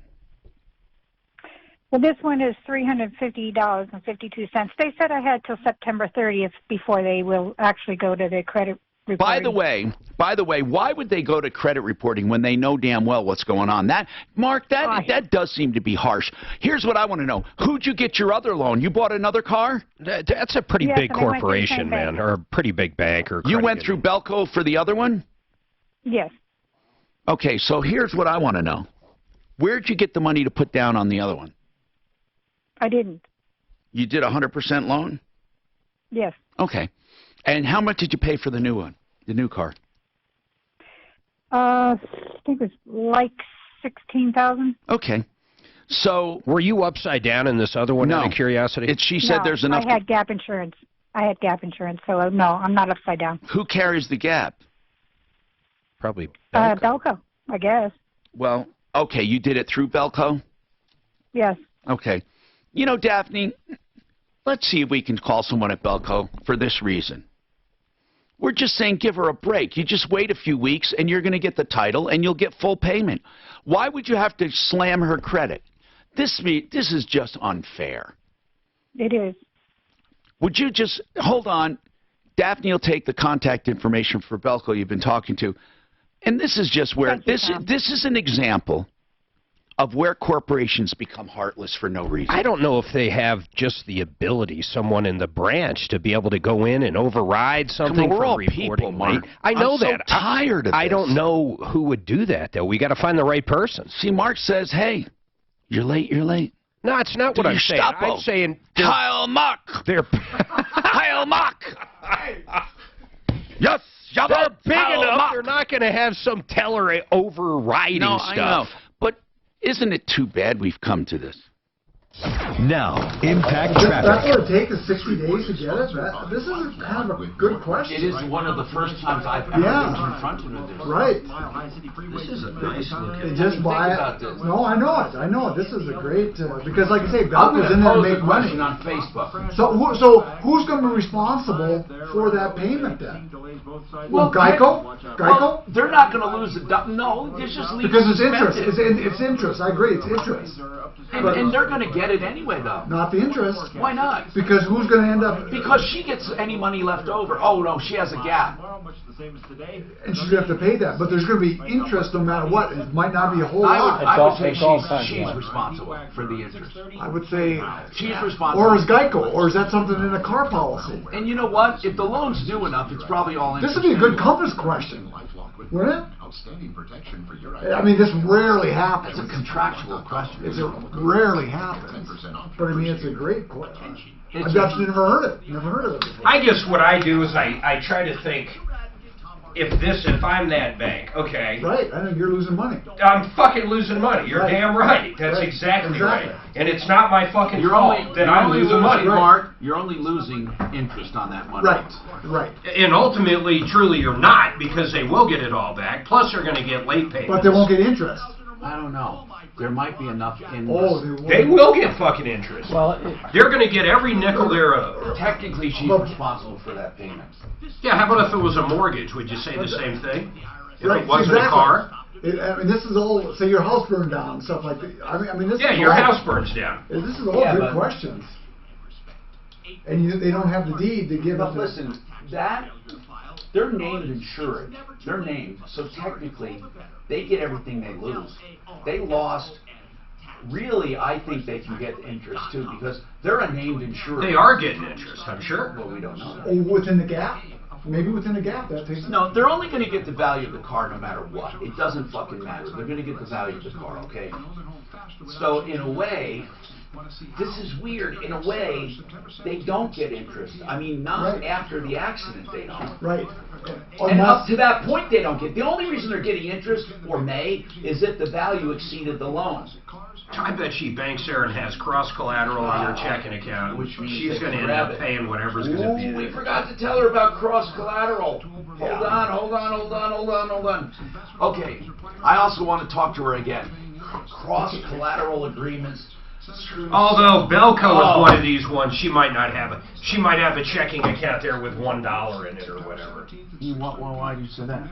Because I've never used a credit union for checking, but I bought cars using them. No, they make you open a checking account for like $10. No, $100. Whatever it is. That's it. So you're saying every credit union in I every country? No, Belco, because I know Belco, because I went through them. $100. I've never had an issue with Belco. You mean to tell me? You mean to tell me? Why is this Belco's not easy to work with, let me tell you. I wonder how many days she's late now. Well, if it takes, she went through in August. She did it, August? I'd gladly loan her $500 today for $1,000 Friday. No, I've never heard this. This is a good question. I didn't realize the state took 60 days to do it. You said 60 to 90, Tom? 60 to 90, yeah. I don't know why it takes that long. Well, it does. It does. So that's 3 months of interest. I mean, it can. So you had a $100,000 car. Most temp tags are, what, 45 days? And DMV has your paperwork within 45 days. There's been times I've had to extend. Compass, Colorado Springs. Yes. 0? Yeah, that was per you forever ago. Okay, that's good.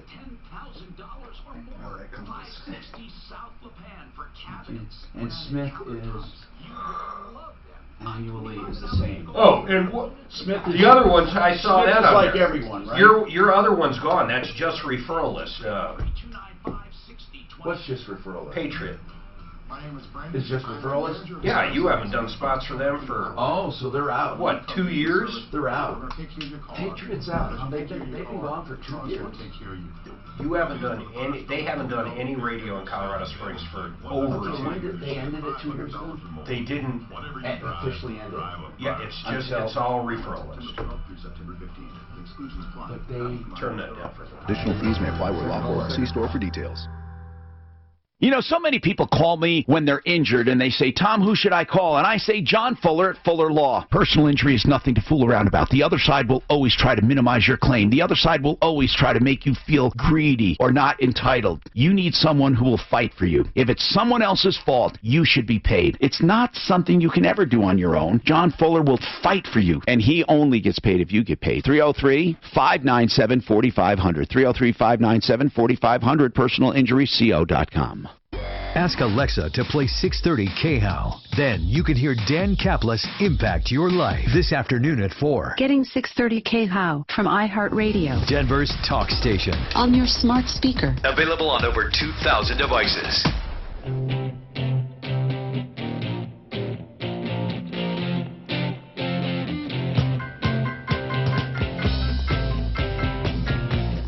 Hi, Tom Martino, your troubleshooter, 303-713-TALK, 713-8255. So, here's the deal, Sherry. We got another question, and this is bad. Sherry, this is truly the first time we've been confronted with this. You're in an accident, okay, and it's totaled, but the title is still in process. Therefore, Geico can't pay out proceeds to your lender. You technically are responsible for payments until your lender's paid. Technically.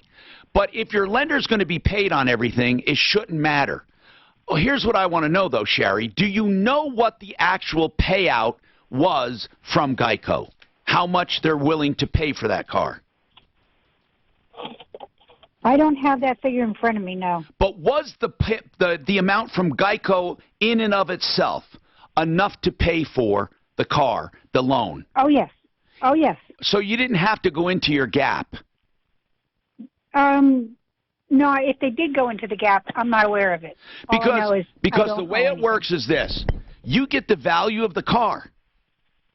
You don't get what you're owed. You get the value of the car.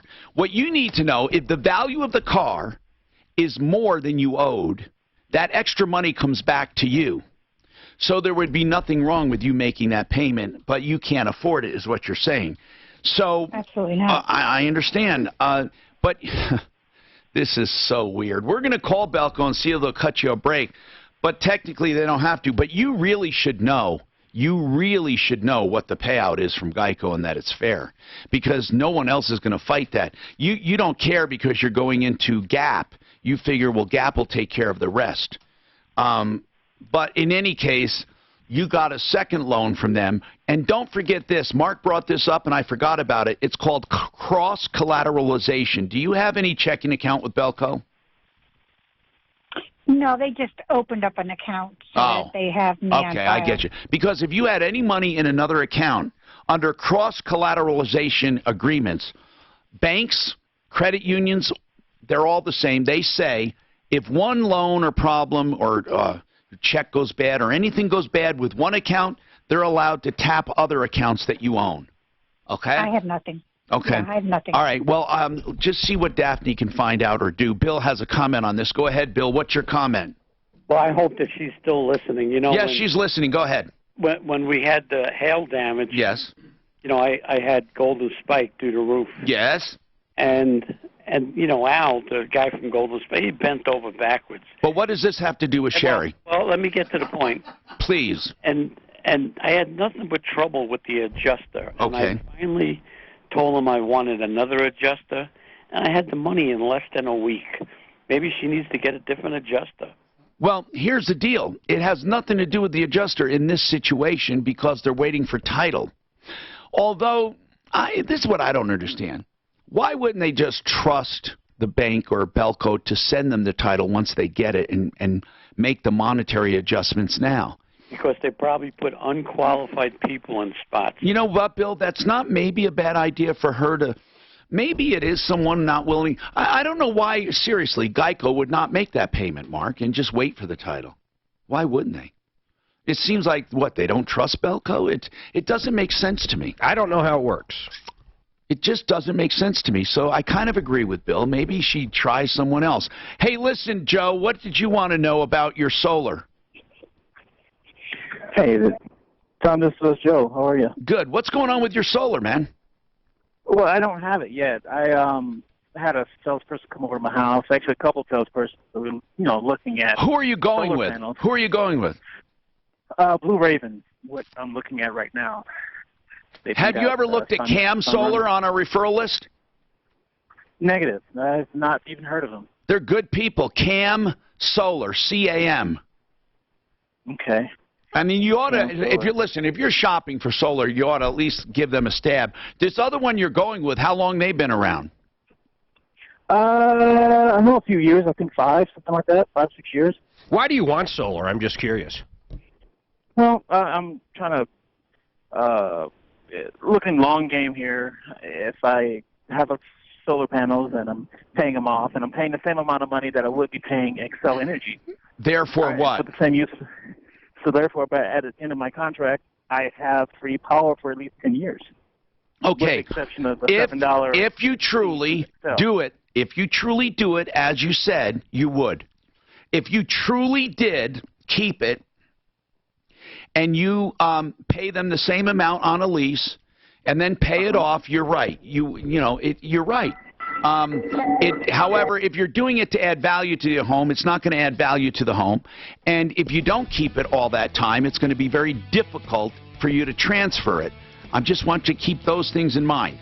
But I would definitely call Cam Solar. They're straight shooters, good people, and they're on my referral list at referrallist.com. We have more coming up. And don't forget, renewhomeinnovations.com. They were here. Now they're gone. We have another hour to go. I will take all of your calls within a few minutes. Give us a call, 303-MARTINO, 303-627-8466. I didn't realize how big of a story that was, man. Oh, it's huge. Which one is that, Mark? Antonio Brown was the #1 receiver in the NFL. Who was? Antonio Brown. What happened to him? They fired. He was very unhappy going to the Raiders. He was unhappy at Pittsburgh, and then the Raiders picked him up, and he almost got in a fight with the general manager. Who wouldn't want to be on the Patriots, though? Honest to God. They jumped at the chance, too. What a good franchise. It's fucking unbelievable. I love them. I think they're great. It's the the owner and the coach. And their fucking quarterback. Right. Are we on? We're up. And the guy that fucking deflates the balls, that guy's really good. I know, and he keeps his mouth shut. He's the best. He knows just how much to deflate it to. And when. He really never did that. And that's and the camera guy. I don't know. And the camera guy Tom, that watches the other team's practice. He is so good. No, I think there was something to deflate. Jealous of him. Oh, it doesn't matter. Isn't it funny, though? I mean, at that level of the game, that little bit can change the entire outcome. Especially, the people with bigger hands is not as big, so he probably doesn't have as big a hand to He doesn't have big Trump hands. Right.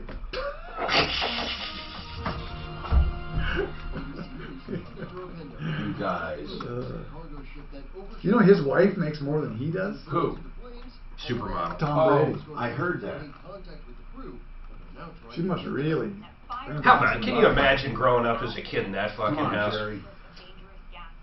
I mean, really, it's got to be just outrageous. Kids all want to be your friend. Oh, your mother's a supermodel. Your father's the best quarterback, arguably, ever. Is Cranky Jack blackjacking? Yeah. One and one.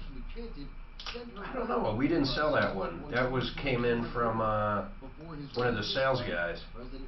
Oh wait, maybe I sold that. Did I do that one in the No, Springs? remember they went on and off.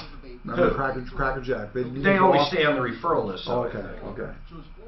Honestly, I don't know what we did that one at, Tom. I just don't recall. Tom, just be aware that we might get rejected from YouTube. Why? Because one of the songs played too long. I let something run too long. No, because I was switched over and one of the songs played. I should have went dead air maybe. Dead air. Dead air. Is Icon the same one? Didn't somebody have to report that? Suzanne's bringing up Chase. YouTube's got it. Icon is not David changed, Salisbury. but I don't know what's going on. Hear a certain song and stuff too long without anybody interrupting. David Salisbury just got They back boot in the touch with me. whole. You still want to talk to him? I mean, the person's Yes, logged on. that was a good question, actually. Okay, they were locked. They hung up before I could get back They ought on. to. The software out there that they can do. Remember the estate sale? The guy died. Oh, yeah, I do want to ask. It was it's just a curious Even question. though iHeart has a license to play it, all they got to do is hear it on. But they don't know. They don't know that everybody that plays it has a license to play it. That's the problem. Yeah. It's like if I put up on my YouTube channel, a movie.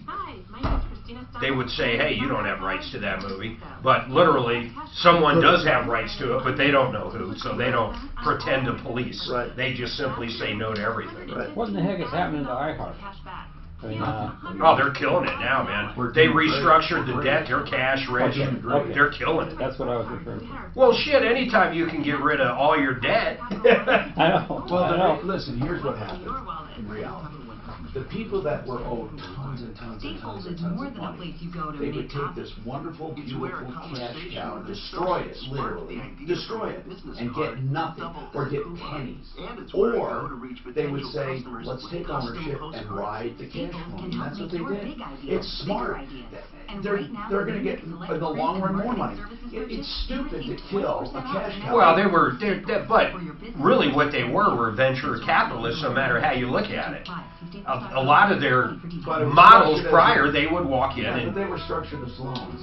and literally get rid of shit. But this is why I disagree when you said one of the things Obama did was GM. He bailed out GM. Yeah. The people had investment, got pennies on their dollar. I got nothing. I had $5. I got nothing from that Obama crap. Right, and when you say he did a good deal, if they would have just went through receivership, bankruptcy, they could have came out also. Maybe. But who got the money? Who got it?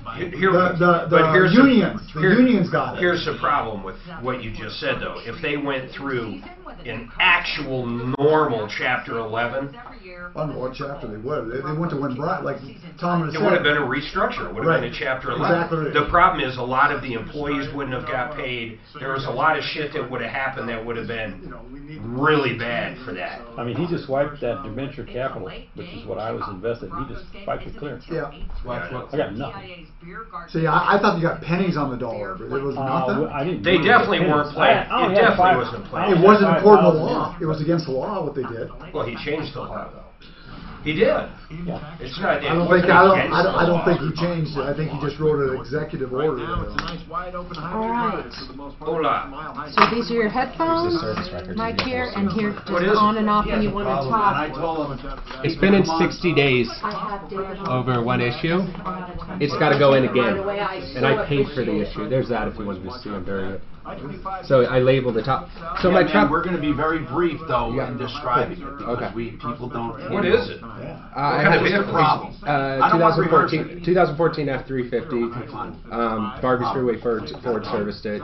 Exhaust manifold was supposed to be replaced. I don't like talking about stuff off the air because it gets rehearsed. What up? Do you know what sexual position gives the ugliest children? Oh, come on, Mark. You don't do this to a new guy that just came in. What? I mean, do you know or not? The Amazon? Ask your mother. Ask your mother? That's the joke. He laid that on me this morning. He got four twice. Or this one. It's the joke of the day. That's the joke of the day. Just be lucky you didn't get the shoe one, okay? That's the one. Really, you How were about the spared. sock? How about the sock one? No, it's a shoe. Sock, shoes. Hey, that's a good one. Okay, What's that what are one? you? Sock, That's the shoes, dumbest shoes? I don't know thing that. ever. No, I'm socks and shoes. No. Do you put on both socks first, or do you put on one sock, one shoe? One Both sock, socks. one shoe. Everybody- Depends on where you're What do sitting. you do? Do you put on one leg? Depends on where you're sitting. Everybody does. It depends No, on not where you're Shannon. sitting. If you're sitting in a dust Both bowl, socks, bro. no. And people that say they only do one at a time, I don't believe them. Because first of all, I don't wear That's what I shoes do. in the house. I put the I don't sock believe you. on and I put the shoe on. Well, depends on where you're putting your shoes and socks on. If you're doing it in your house and it's nice, clean, fine. If you're doing it out in a field or out of a tractor, That's where I'm usually at. no, it depends on where you're doing it. You know, you do bring up a very interesting thing. After, if I'm changing in the locker room after That's right. racquetball, Chris, and the Right. floor's a little wet. That's right. did you hear the Yes, spot? I liked it. I just heard it this morning. You got it. Yes. You said, do it for Ross. He says, yes, there's piss on the floor. Hey, Or wait, it so could be the when I screw. showed them the issue at the dealership, What is a that? piece blew off and burnt my arm at the Okay, dealership. I don't, this is all good. I don't want to hear it right now. I want to hear it You got all that fresh, visually? bro. You got that All visually? fresh. Send it to me and stuff. I'll put it up. When I want it all fresh. Okay. Send them the digital so we can put those up. Can you get it to me quick? Yeah, really. Let's do it. Dan at troubleshooter.com. Okay. This is the Troubleshooter Show. Now, Tom Martino, the Troubleshooter. Hi, Tom Martino, the Troubleshooter Extended. This is the Power Hour for you. All you have to do is give us a call to get your problems solved, your questions answered. The right referrals, 303-713-TALK, 303-713-8255. We have a question for David Salisbury, attorney at law, and he's on our referral list. He does estate law and wills and probate and all that kind of stuff. And this came, he does trusts as well. He did mine and Mark's. And David, so listen, man. Listen to this, sir, and I appreciate you coming on. I know you don't have too much time. So let's say a guy does business with me, whether it be home improvements, he's selling something. In this case, he was an estate sale person. And I hire this person. This person represents himself as so-and-so LLC. Now, in this case, it was actually called the Gypsy Boys LLC. Now, Joe Schmo, who is there, and he represents himself as Gypsy Boys. Joe Schmo executes the contract, then goes and sells the estate. He owes me, let's say, $3,000. He made $6,000 in general. He dies. Now, where that $3,000 goes, I don't know. Is it Joe or the $6,000? Did it go to Joe Schmo's estate? If it was an LLC, what first of all do you think happens to the $6,000 upon his death if Joe Schmo is also Gypsy Boys LLC? Okay, let me make sure I understand.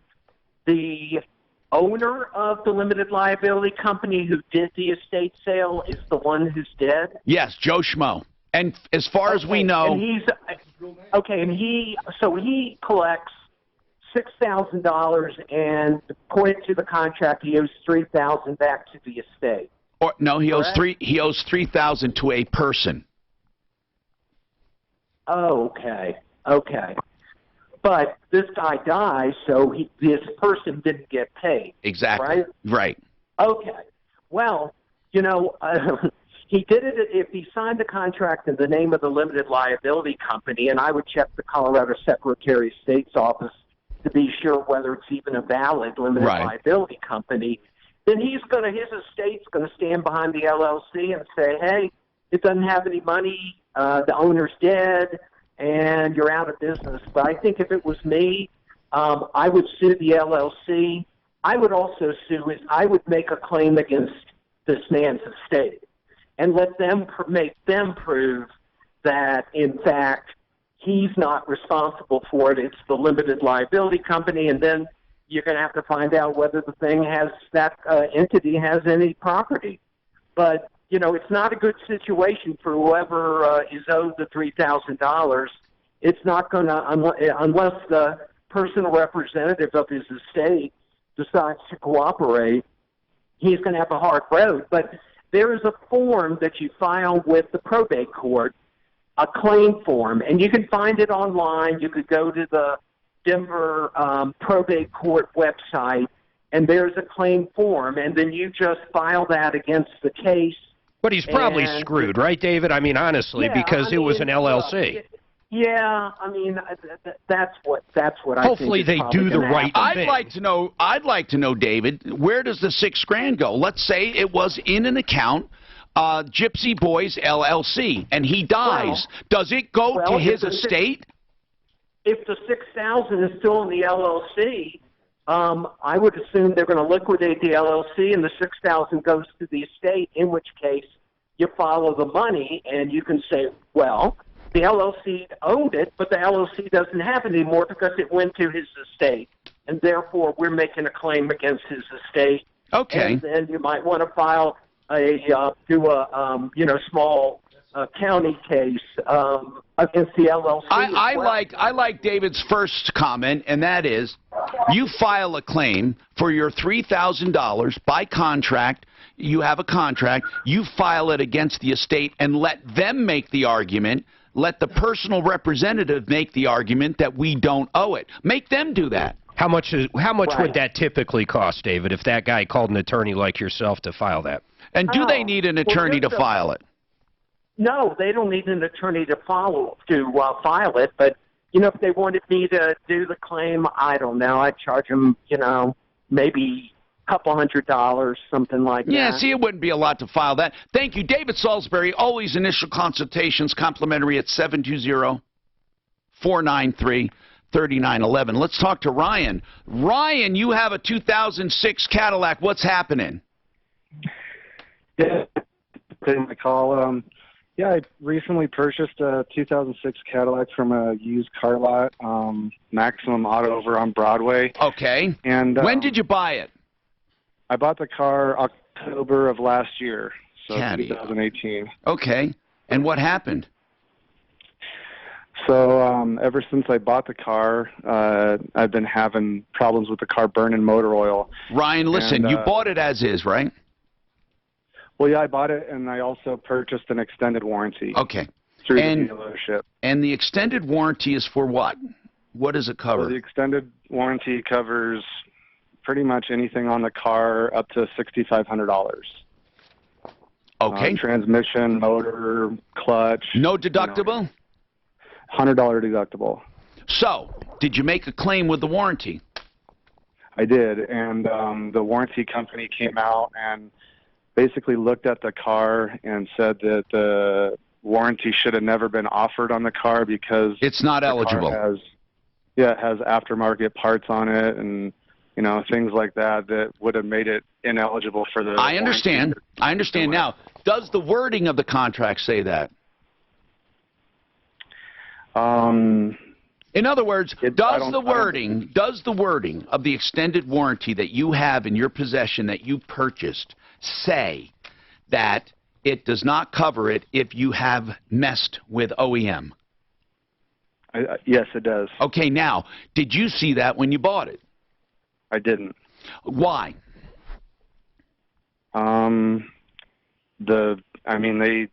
dealership just basically said that they have a service shop, they offer warranties on the car, and this car qualified for a warranty. Now, at the very least, you should get, let me finish one sentence. At the very least, in my opinion, you should get the original purchase price of that warranty back.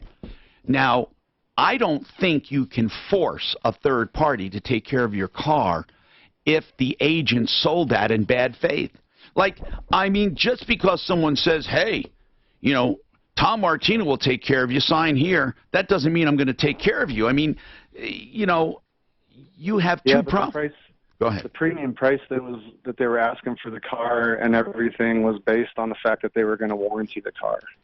I understand. I'm asking how much of the price was paid for that warranty. If it says it was given to you free of charge, there's going to be more of a problem. What's that? It was $2,500 for the warranty. Then I would at least get the $2,500 back. Are they offering you the 20? If you go to that dealer and say, the warranty company will never honor this warranty. You have sold me something. You have sold me something useless. Will they give you the $2,500 back? Because if they won't, you're going to get it in small claims court, in my opinion, without even trying. I mean, if you have a letter from the warranty company saying this car's not eligible, yet that dealer sold it to you for $2,500, how can they not give you a refund? Yeah, and I'm pretty sure that I can at least get that back, but I'm more worried about the cost of the repairs. But here's the problem now. Now, hold on. That's another issue. That's another issue. See, you would think that's a damage, but it's not necessarily a damage. They're undoing your damage by refunding the premium. You're going to say, well, I thought. Now, you might say, well, I would have never bought it to begin with. Then you go for a that argument's easy. The argument to get it fixed is not. You're never going to get them to pay for that repair.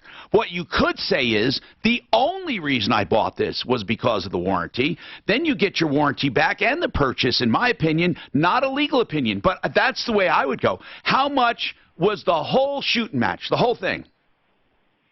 25 grand. 25 grand. How many miles did you put on it?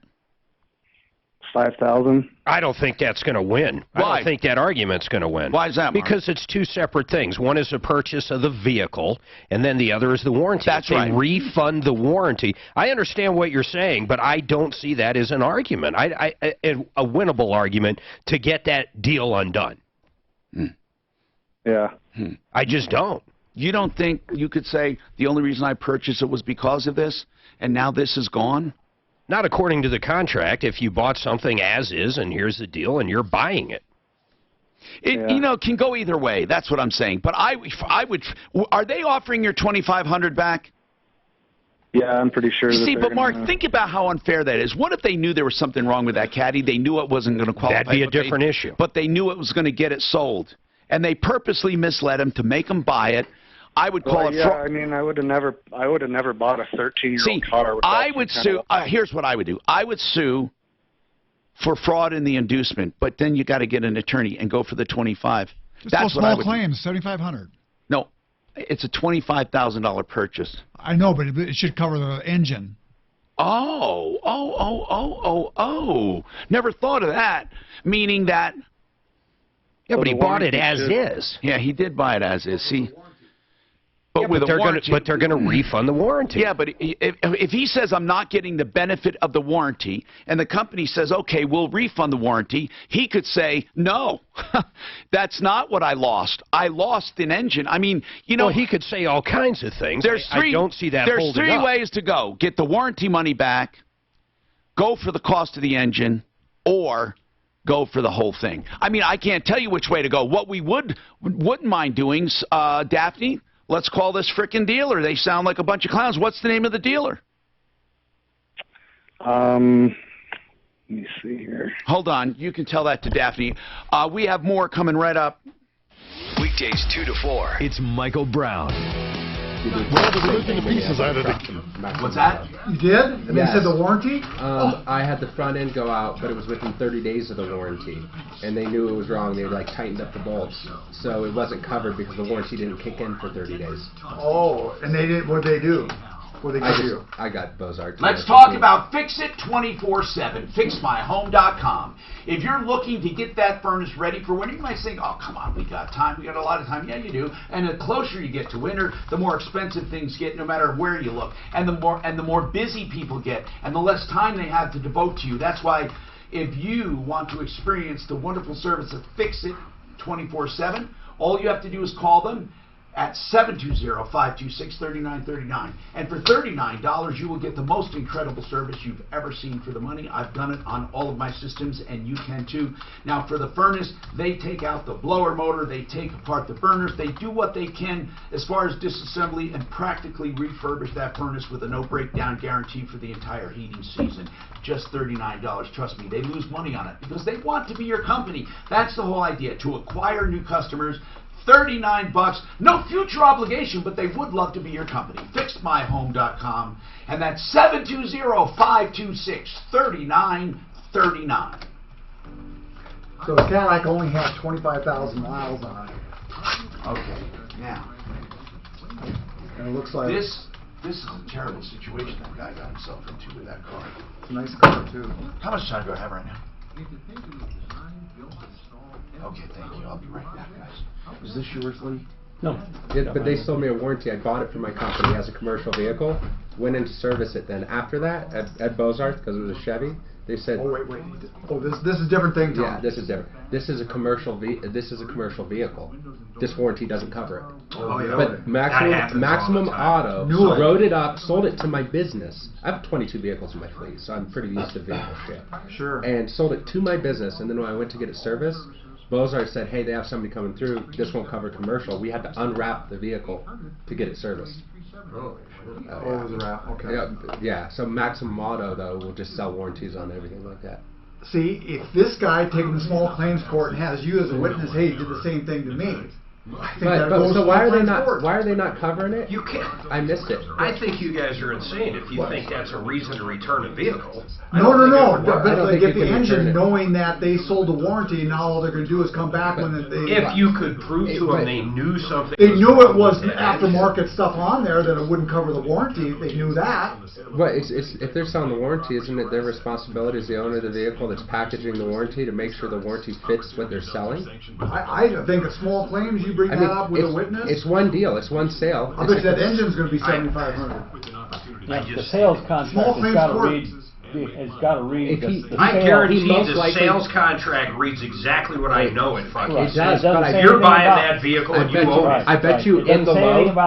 I bet you on the contract it does, because they package it into the loan and they add it to the entire contract. But you think they put that on the sales contract? I bet you they did. Well, they add it to the sales contract if you're bringing it into the loan, but it still has nothing to do with the buy of the vehicle.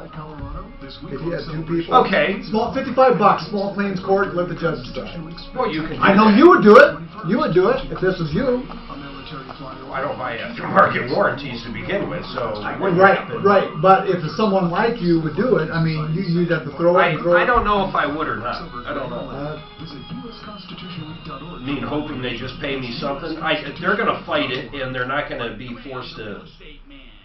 So they're saying that the parts. You know what he should have done is gone to a dealership that would have worked with them on it. Well, if this is their third, not tell the third party. Right. If this is their third party warranty, they know that their third party warranty that they're selling is not covering a car with aftermarket parts. What is the aftermarket part? Airflow and something else. Well, why doesn't he just change it back to an OEM part and the warranty kicks back in? Right now they know about it. It doesn't matter. It says it doesn't. You could argue that they'd have to buy back the warranty. That's no problem. If he goes back to OEM parts. But you're parts, going to a huge stretch. How about if it's a house and I buy a fucking warranty like everybody does when they buy a house? Well, does that mean someone's going to take the house back? No, not. It's a horrible argument. I'm saying getting the engine fixed because it's going to be a new engine. The pistons are scored. So under your guidance there, if I buy a fucking warranty for my house, then when they don't cover my fucking water heater, which we know they won't, I should get a refund on the house. No, because the water heater is a small percentage of that. I'm talking about if that car was a used car and he bought it thinking I'll be covered by this warranty. So in other words, if they purposely thought, hey, fucking sell them the warranty, we can always refund it. All they have to do is we sell that warranty on every vehicle that we can. I understand that. And then they give them the money back, but say, but hold on, that was the entire inducement. That's why they have things called fraud in the inducement. Exactly. If you bought a house because you thought it had central air conditioning, and they say, no, it doesn't, but here's money back for the air conditioning. You say, fuck, I don't want to go through that trouble. Yeah, sometimes there's more than the money. Sometimes. I mean, it's up to a judge. The judge might say, bullshit. Get your money back, and you bought it as is anyway, so now you have an as-is car. I would say it's all going to go back to the contract, and the contract will talk about the warranty. This is the guy? Good, we got him on. The smell on you, and you just die a little bit. That's the maximum? Yeah. Oh, wow, that's great. Since I switched to dual, I don't even think twice about it. Yeah, I like my unicorn bubblegum candy. That is not meant for children. So the car, see how much of that Max that had 25,000 miles on it, and it looks like, I guess, sand got in there or something, and the piston, all the cylinders are Wait, in this car? In this car. Well, if sand got, they're going to call that abuse. I know, but it wasn't him. I know, but it wouldn't matter. Abuse is covered. You're right. That's insurance. Right. If sand got in there, whether he did it, that's insurance. That's what they said. They say it looks, when we had mechanics, they scoped it. If it was vandalism, or you see that now that's a whole different problem. That would fucking be covered no matter what. Well, let's get one. But the reason that the insurance, one thing at a time. Yeah, okay. That's a good point you brought up. Hi, Tom Martino here. I just want to talk to the owner. I'm so happy that he decided to come on, Micah from Maximum Auto Search. Listen, I know how this can happen. You sell a warranty for a car. The car's not eligible to begin with. The question is, Micah, does he just get the money for the warranty back and call it good and say, hey, I got my money back, so I'm not being charged for something I didn't get? Or does he say, wait a minute, it's not that easy. I wouldn't have bought this car. The whole reason I bought the car was because it had a warranty. Now it has no warranty. How do you stand on this, Micah, with Maximum Auto Search? Well, good afternoon. Oh, I assume, Micah, hold on. Did Daphne tell you about the transaction we're calling about, by the way? She did. Oh, okay, good. She did. Go ahead. Yeah. So the warranty company that we placed a warranty with decided not to back the warranty. Mm-hmm. So we informed Ryan and wanted to give him a full refund. Why did they back it, Micah? Yeah, why didn't they back it is what he's asking. Like, was it because they decided not to back it, or was never eligible? They decided to not back the warranty because they felt that it had too many aftermarket parts on the car. They'll do aftermarket, but this particular car had too much. And there's no way for you to know that as a dealer, or what? I mean, that's kind of weird. Well, I mean, different warranty companies have different stipulations, tolerances, right? Yeah, for sure. So when I had a conversation with Ryan, this was Friday night, I was trying to explain this to him and give him options, but he hung up on me mid-conversation. What are the options, do you feel? What are the options that you think would be fair? The options for me are this: refund the warranty, okay, and try to get him into another warranty that does cover his concern, right? So that's one option. All right. Second option is I'm happy to look at the car. He says the car needs a new motor. We've never had the opportunity, since he's had this problem, to actually look at the car and diag it. I've got a sheet from the Cadillac store says that he had they basically said it needs a new motor. But when he came here this past Saturday, okay, I mean, you think of a car that needs a motor and the car doesn't drive. Well, he came to my store. Yeah. And when he left my store, he probably was going about, when he pulled out of here, going about 70 miles an hour on Broadway, and sounded like he stole the car. That doesn't sound like a car that needs a motor to me.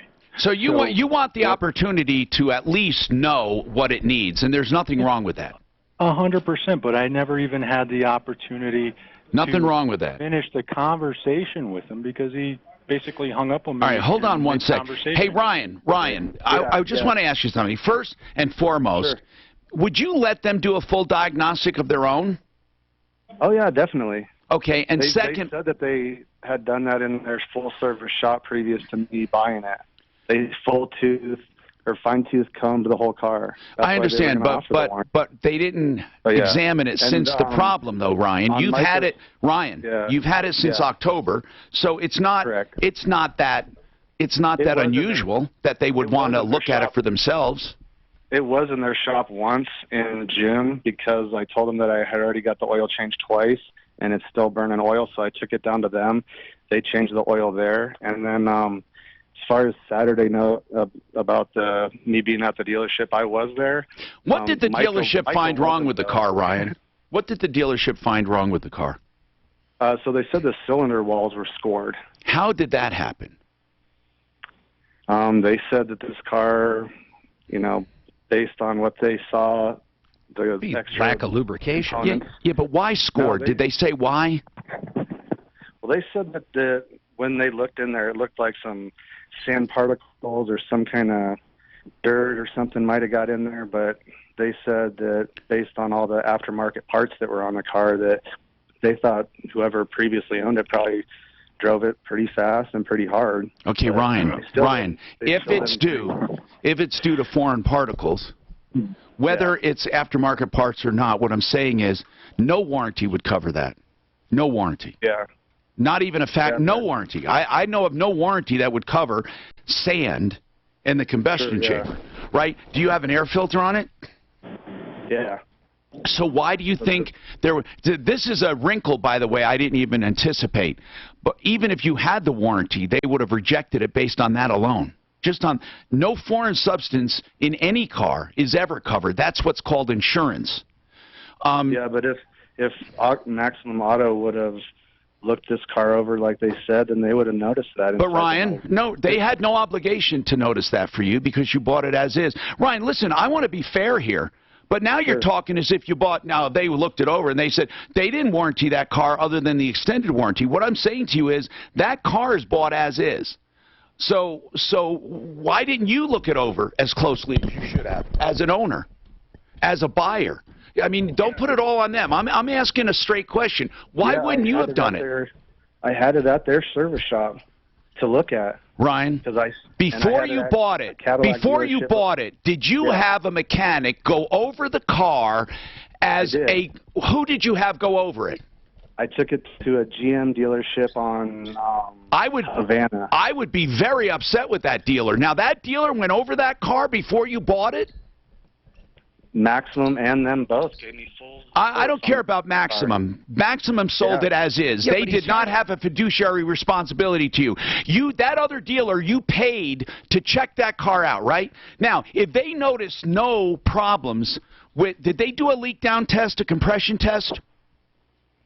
I believe they did, yeah. I paid about $100. Which means then, this is even worse for you, which means the damage occurred after you owned it. So, Ryan, you're digging a grave here. I mean, you went to a dealer that did a leak down, found no problems with this car, and now it can't keep compression or oil. It was burning oil from the day I took it off the lot, though. Well, and I don't disbelieve you, but your own diagnostic confirmed there was nothing wrong with the car. Now you're telling me it's scored. I mean, there's all kinds of problems with this transaction, and I'm not saying you're lying. I'm saying here's what I'm saying, Ryan. There's enough smoke here that there's not a clear black and white. There's not a clear black and white here. I don't know what you're going to do, but I would work with Maximum as opposed to hanging up on them. I would at least go meet with them first, see what they propose. I mean, what if the dealership that looked at it said that, I mean, the last one, Cadillac, that looked at it said that there was no way that this much interior damage on the engine could have been done in 5,000 miles. Then, Ryan, why did the dealer you took it to not find it? Probably for the same reason Maximum didn't find it. And that reason would be what? You didn't tell me. What's the reason? The motor was bad from day one, or it was at least no one found it. Why? What reason do you think, Ryan? Was that dealer you took it to trying to screw you? No, I just don't think that You know, had I known that the car was... Listen, Ryan, listen. First of all, I don't want to trick you up here, but you're kind of tricking up yourself. You're talking in circles. If there was that much extensive damage, the diagnostic testing you had done at that dealer should have shown at least something. Here's my recommendation, and I have to take a break, but here's my recommendation. At least it won't do any harm, Ryan, right now, to go over to Maximum Auto Search and just see what they propose and let them look at the engine. It will do no harm. You can always go after that and do something else. But please, first start there, and then we'll get you back on the air.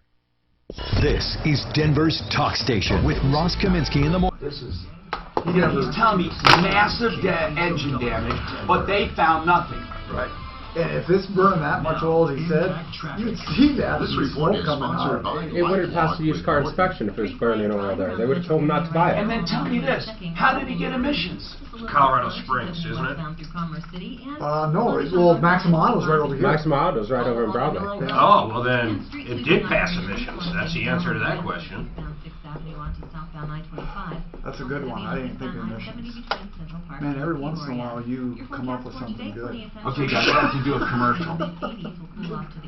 This even, the plot even thickens. Not to mention emissions. Well, according to you, he should get his house refunded. Yeah, he should get a new house. With the car. And a bigger garage. To fit the car. Right about that. You think he should get everything refunded automatically. And they should buy him dinner. Now we're on the same page. Okay, guys, I'm on. Mike's on. If you're suffering from depression and the medication just doesn't seem to be working, that is called med-resistant depression, and it happens more than you think. In fact, some people take 2 medicines at one time. But here is something clinically proven to be effective, more effective than just switching medications. It's called TMS Solutions. It is a form of magnetic pulse therapy that's directed at the brain. It's non-invasive, painless, and it helps to make your brain more susceptible to medication. In some cases, it balances the brain to a point where you don't need medication. In other points, you just need a single medication. It supercharges your medication, however you want to look at it. It's prescription-based. It's the real deal. TMSsolutions.com. Call them for more information at 303-928-0499. You can talk to them, your doctor. They can institute the whole thing. TMSsolutions.com. Is my supply of those taped ones I pretty keep good or it not? wrapped from the sun, so it's not tanning, but if it gets burned, it turns like white. Do I have those It it happened at the dealership, under their underhang. Wow. Yeah, send me that one. So that just Seminar kind that of... just happened, and then you were talking to someone about a seminar, capital gains, something like that. Oh, enterprise zones. Not enterprise. Opportunity zones. I call them enterprise wrongly, yes. Opportunity zones? They're called opportunity zones, and it's APO Financial. APO Financial, that's right. Tell them to go to apofinancial.com. Thank you. I don't know why I had that stuck in my head, enterprise zones. I didn't realize such a big deal that tax did it. Boy, that's a hell of a deal. What? You can take all your gains. Oh, man. Or any part of your gains. Yeah, but remember, these are risky. There's some risk there. Are there? Is there? Okay. Oh, yeah, it's an opportunity zone. But opportunity is risk? Just to see what You know what it sounds like to me is, what do they call that? Regenification? Regentrification? Regentrification. Because ultimately, that's what they're doing. They're hoping they want looking for money. Did you drive for one company only? I mean, if you're, the reason they give you those tax bennies is because it's not your typical Larson investment. Warehousing, LARSEN, 300 warehouses, Denver. Chemicals. Did they redo 5 Points? I mean, one payment.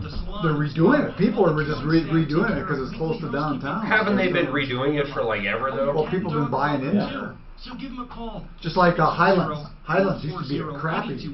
To learn about their huge years, summer 5 to 10 years That's ago. regenification. Right.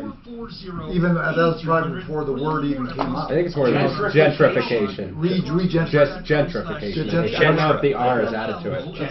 Yeah. I mean, they were doing that before the word was even made. What does that word mean, gentrification? I've heard it. That means you're based once. You mean literally the definition? It's becoming more hip, higher end, going from a slum back up. No, but it's supposed to say, but they make it sound bad to a neighborhood, you gentrificate. Well, it's because improving the district that conforms. They're using it to try to because get a lot of minorities. Yeah, because they can't afford the rent after their place. Yeah, it changes out affordable housing. housing. With Harlem now. Harlem is becoming pretty upscale in some areas. Yeah. Well, look at all these cities. You ever go to Sacramento? Downtown Sacramento was just like, what's the downtown here that was built before Coors Field came? Lodo. Lodo. They did Lodo. You know, that would be considered gentrification, huh? Lodo was just the pits. It was the pits. And people could afford it. Now they can't. Right. That's exactly the whole problem. So that's why people talk about gentrification as a negative. As a negative, yeah. Because it's good if you own a home in the neighborhood, but not if you rent in the neighborhood. Oh no, they really did it to Rhino. Holy shit, that was the pits. Rhino. Was that where the River river's North at? they call it. Have you been down there? Oh, I did down there 10 years ago. You ought to go down there one night, Mark. They have restaurant after restaurant. Oh God, after it's beautiful. All different. In 10 years, you could have tripled your money. I mean, and that was nice 10 years ago. But I bet you 20 years was really. And isn't that where Pastor Warren, didn't he have a church? He had a church near there, and then he made money on it and left. Forget those souls. No, no, he just relocated. Hi, Tom Martino, your troubleshooter. We have somebody that dropped in with a problem. Now, the reason that don't drop in, please. He dropped in because we know Chase from another business, and he said he got screwed. Okay, sum up your problem. And I didn't hear it on purpose because I wanted to be able to hear this fresh. Go ahead, sir. Turn your mic on first. Go ahead, sir. Okay, took my F350 2014 in for service. Had a whining noise going on. All right. And, the F250 will get a wobble up front, or it's a 350 wobble up front sometimes. So we've heard. I mean, you mean that really bad? Oh, yeah. Did you have that? Yes, it actually says it right. So did you take it in for that or for the noise? The noise, but then the def wobble wasn't as bad as I've had it on vehicles, so I said let's just go ahead and do the whole front end suspension also while it's in. And was this under warranty? No, I paid for it all. And how long have you had this truck? I bought it from Barbie's about a year and a half ago, 2 years ago. Oh, so it's as a used. You bought it used. Yeah, and I'm paying for the service. Okay. So all right, gotcha. I got you. So you wanted service, you wanted the front end done, and get rid of the whining noise and to avoid wobble. Mm-hmm. Okay. Okay, so they work on the front end. I also had a tire rotation and oil change, and yeah. So then they noticed the whining sound I was hearing was apparently the what is that called? The exhaust manifold. So they did both the exhaust manifolds. Okay, I think that's a lot of work, man. How much all this cost? Around $4,000. Oh my God! So, then what? Well, so that was supposed to be a book time of about 22 hours to fix. They had it for 28 days. All right. Now, mind you, I'm paying for this, so I don't get a rental covered or anything like that during that period. All right. So after complaining, I get my vehicle back. About 10 days later, I noticed that I'm driving up through. How many miles later, more than anything? I was out of town for a week before this, so 400 miles. Okay, what happened? What's the problem now? Overheating light goes on. I pull off. Wait a minute, overheating, but you had the front end done and the exhaust manifold. Okay, what was the cause? If you could speed forward, what was the cause of the overheating? Okay, so there was, when they take off the exhaust manifold, there are pieces of the exhaust system, the pipes, couplings, all that stuff that are disconnected to get in there to the engine, and they put them back on. Okay. So one of those had broken, but they didn't fix it when they did it. They just pushed the coupling back on. Okay, so it was a broken bolt. Probably a bolt. No, not a bolt. No, a rubber gasket, a coupling kind of cup shape. And what was your symptom? Overheating? It just overheated out of nowhere. So I flip up the hood. Okay, gotcha. Coolant. So did they everywhere. Charge you for that, or did they fix it because they screwed up? There's a little. So that happens. I call the dealership right away where it's on the side. And how many miles on this truck? 120,000. All right, go ahead. So I call them on the side of the road. They say, hey, get some water, and get it back here. We'll look at it. Okay. So I limp it down the road, get some water, and it had expelled all the coolant from the system. Get it back to them. When I get that back to them, they ask me which tube was coming off, which one was blowing off. Yeah. So I go and I said, here, I'll show you. So I go out and I show them, and I touch the tube, because there's 2 tubes coming off and there's a coupling. So where are we going with it? Like, did you drive it back, or did you have it towed back? Oh, after I got water in it, put the coupling on myself out in the mountains, I drove it back. Okay. Yep. So that blows off, burns my arm there at the dealership. So that situation. Right when you're showing it to him. Yep, right there under the underhang at the. So why did this thing blow off? Is it the clamp or what? And this is just the start of a bunch of problems caused by this. Okay. So it seems that that a piece that locked it in had broken. And when the mechanic put it back on, he didn't fix that here's piece. what I'm asking. Were these additional problems caused by them? They had never existed prior to taking it into service. Yeah, but okay. So oil overheating was the next thing. Overheating and what else? So the overheating, it goes back. They fix the coupling. That's the second visit. It's in for 3 days. They charge you for that or not? No, they comp that. They agree that that's part of the system. So they fix coupling. Then what? Okay. So I get it out, and the next, I think it's 2 days later, it goes. I call them back. I go, it's overheating still. It goes again. Back, yes. And what was it this time? They noticed oil in the coolant system. What did it turn out to be? A head gasket? They did not the exhaust manifold. But in general. An oil cooler. Because I'm counting, the original work was visit 1. Okay, we understand that. Well, but then you went back twice. Did you go back more than twice? You went back for overheating, and they fixed the coupling. You went back again for overheating. What did they do that time? I'm just trying to get a brief. They did an oil coolant. But notice back on what do you mean, an oil cooler? It's called an oil, let's see, the system has oil in the cooler, replace oil cooler. Cooler. Now, did you have a cooler before? Oil coolant? This truck had never been serviced. It had never broken down, never had an issue, no major service besides front end. So they put in, did they install an oil cooler or replace an existing cooler? Can I see that? Do I have it here? Yeah, it's going to be the 3rd page. Now, back when it was in service for 28 days. And I know, listen, I just want to make this clear, Chase. I understand that this has a lot of stories with it, and the only reason I'm doing this is then I go back, but I really want to get an accurate picture. So it's a cooler. So they did a cooler. Did they charge you for that cooler? No. Okay, so that was the second time. And then you left. Did you have another problem? Oh, yep. What was that? It's overheating again. So this is the 3rd time you're taking it back for overheating. And I jacked it up. Something felt funny with the front end on it. I've been out of town I've had it for a total of a month and a half. Of that month and a half, I was out of town for a month. So I've had it for 2 weeks. Okay, so the 3rd time, why did you keep going back to the same deal? Because it's Barbie's. It's where it's the Ford dealership. It's where I bought the truck. It's who better to. You're talking about Freeway, right? Yeah, Freeway. All right, it's so the dealership. What did they do the 3rd time for overheating? What did they do? It's got to go back in. But now this issue is. So wait, first they did the coupling, then they did the cooler. You haven't had the 3rd one checked yet or fixed. This will be the 4th time going in. The 3rd time you went in, what did they do the 3rd time? The second time they fixed the coupling, the 3rd time they fixed the oil cooler, and now it's going to the 4th time. Now I want to add 2 more things really quick. You're calling it the 4th time. Okay. Yeah. It's the 3rd time though for overheating. I want to add 2 more things. They did all that front end work. Something felt funny on it. I remember I've only driven it for 2 weeks. I was out of town for a month. What did they do wrong there? I jacked it up. The tire is wobbling left and right. Did they not tighten it? I don't know. They did the whole front end. I think that's right. I spent over $1,000 just on the front end of this thing. So why was your tire wobbling? It sounds. I haven't had it looked at yet. Right. Hold on a second. Last night.